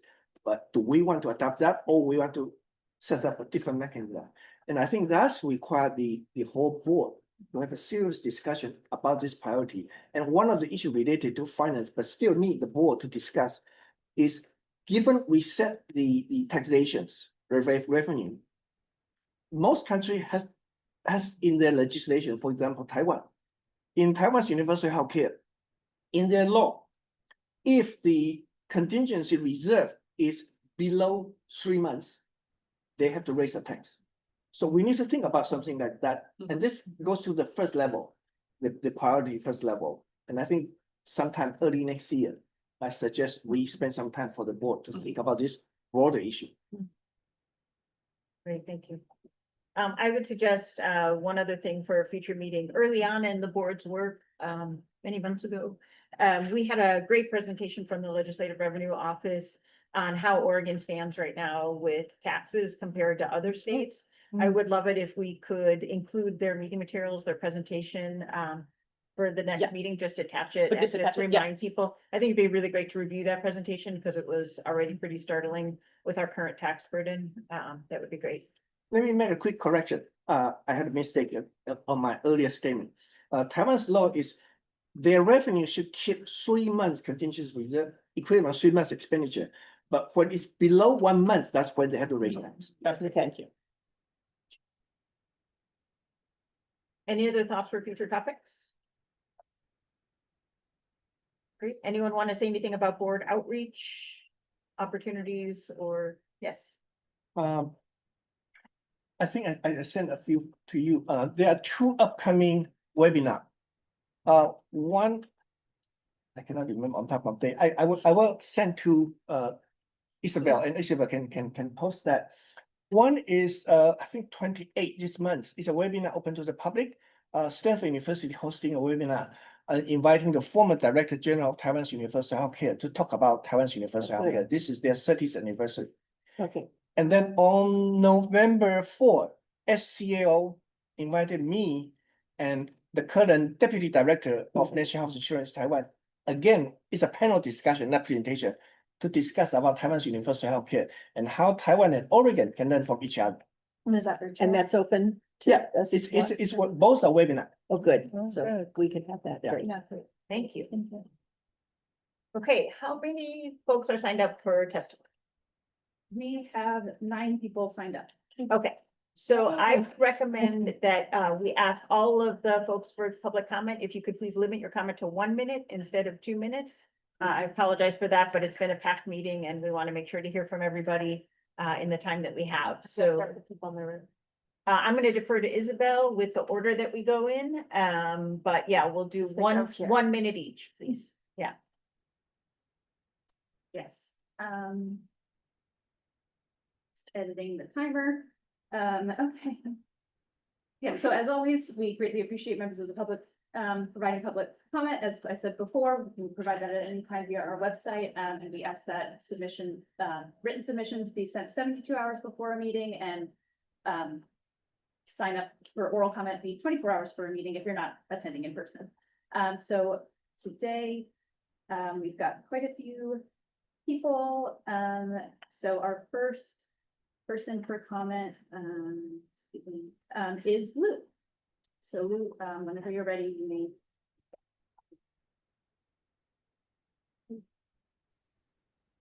Did you call my name? Yes, I did. Okay, I got 1 minute. Well, I just want to say that you're on the pathway to success. I just love it.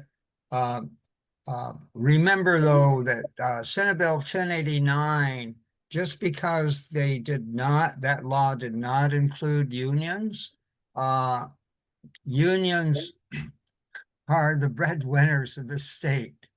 And I would plead with you to please get engagement with unions only in their own room so that you can so that we can win this thing. And I was pleased about the focus group comment. That's a great idea. The last comment I have is to engage properly. As Chinwe mentioned, you need money. And is it possible in the short term legislation coming up that you could propose a plan to get more money? Thank you. Thanks, Lou. Outside advocates. Thank you. Rodell, if you had additional public comment on general topics, you're invited to comment during this time. Well, what I can say is that we do want to try to include more Latinos, and thank you for providing a interpreter. That's great. But yeah, that's going to be one of our challenges. I referenced the farm workers, and I think we'll have to do a better job of trying to reach some of those folks too. So yeah, I know this is going to be a difficult journey, and there's a lot of logistical things to work out. But thank you so much for doing the work. Thank you, Rhoda. Thank you. And Carol, if you had additional comments you wanted to share during this time, I'd invite you now.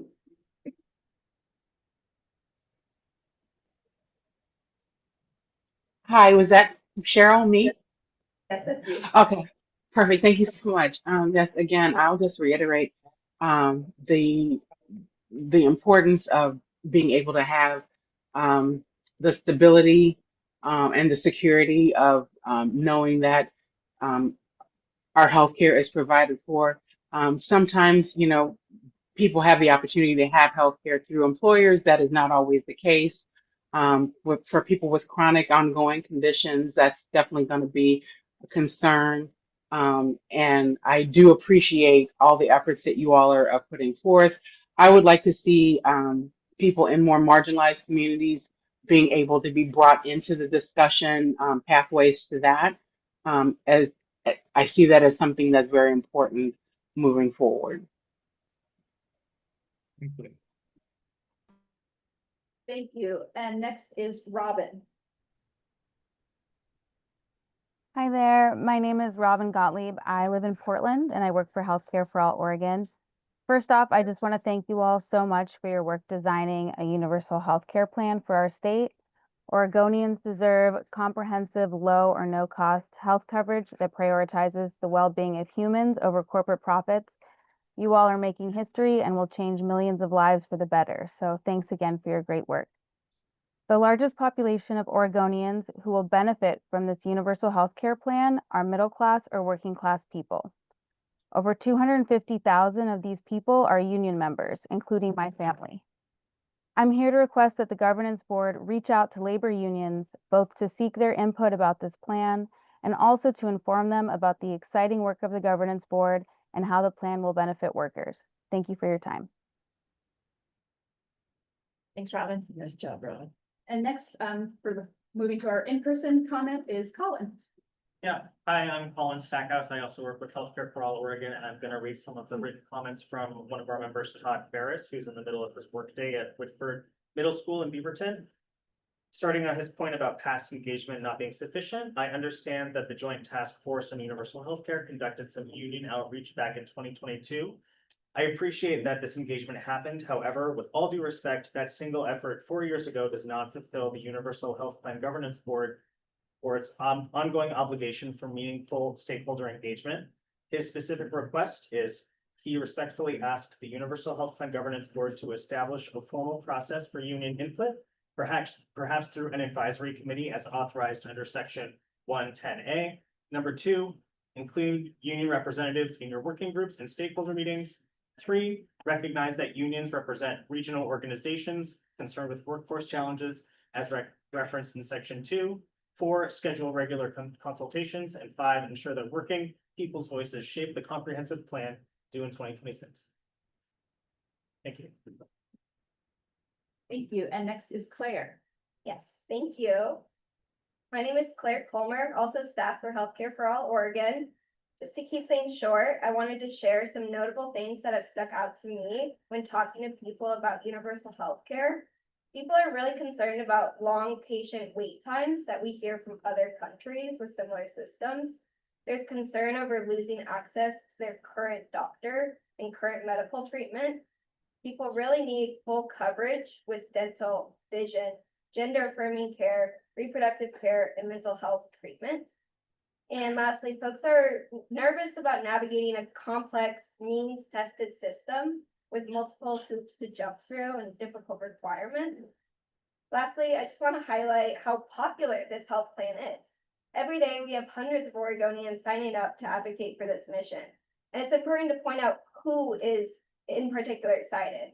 The nurses, the teachers, grocery workers, postal delivery workers, it's the working class people, the union members. So please reach out to those people. Thank you. Next is Betsy. Hi there, my name is Betsy Zucker and I represent Portland Jobs with Justice, coalition of over 100 labor, faith, and community organizations. I'm also a union retired. Portland J with J strongly supports the effort to build a universal publicly funded health system for Oregon and appreciates all of your hours of work.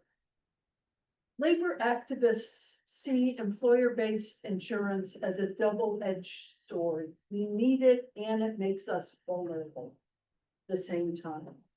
We also see more and more workers who aren't covered by health benefits, temporary, part-time, contingent, etc. And especially for part-time workers, there is a perverse incentive within the ACA, I'm sure you all know about this, for employers to keep workers part-time. As the board develops its plan, yes, please reach out for more input from all sectors of the labor movement. I'd like to finish with just a couple more seconds to say, in spite of the threatened austerity of this political moment, J with J encourages the board to build the universal robust system Oregonians are desperate for. In 2012, Britain honored their beloved National Health Service in the opening ceremony of the Summer Olympics.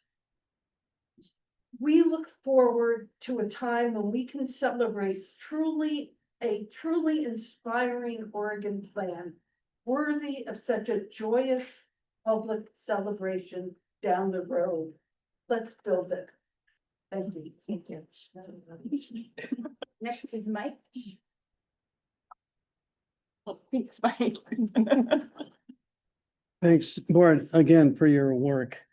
I'm Mike Huntington, a retired radiation oncologist. Speak up?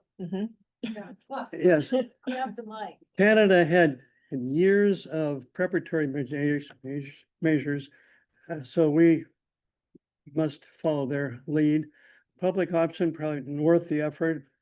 The rate standardization is good. Global budget's good. Purchasing with other states, good. We're doing that already.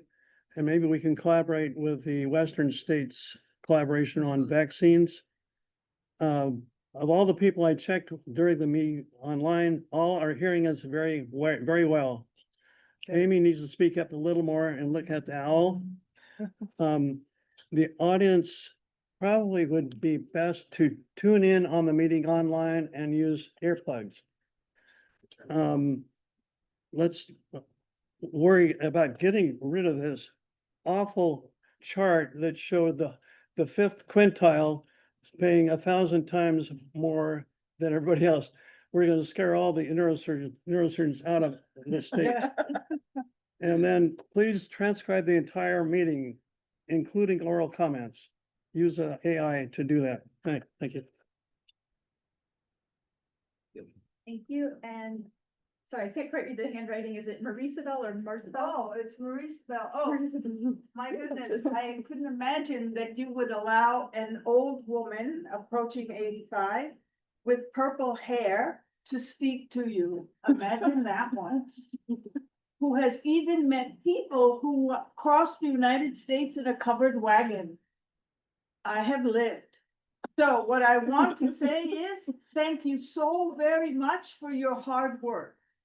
The average Oregonian has no clue about this stuff when you get into the complexities.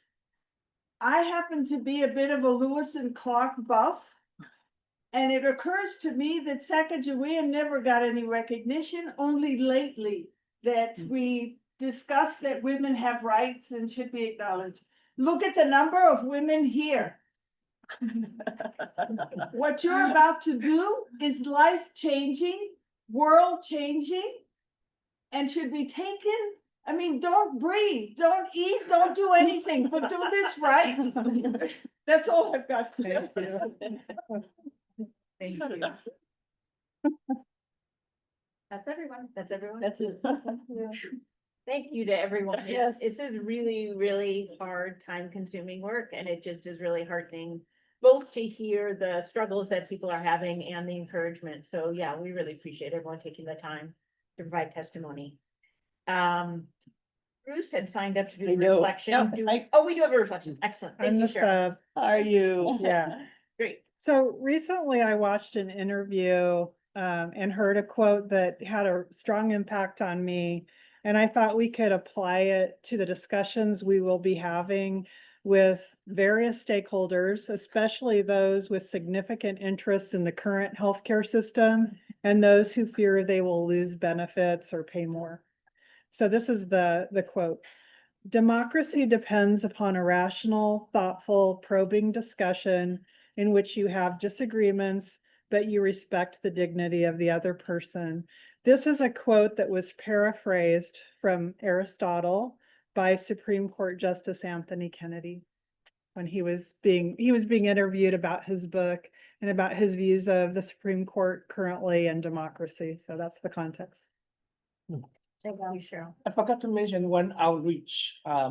This term I teach 2 courses, and both courses I request students to watch the recording of today's meeting for their final essay exam.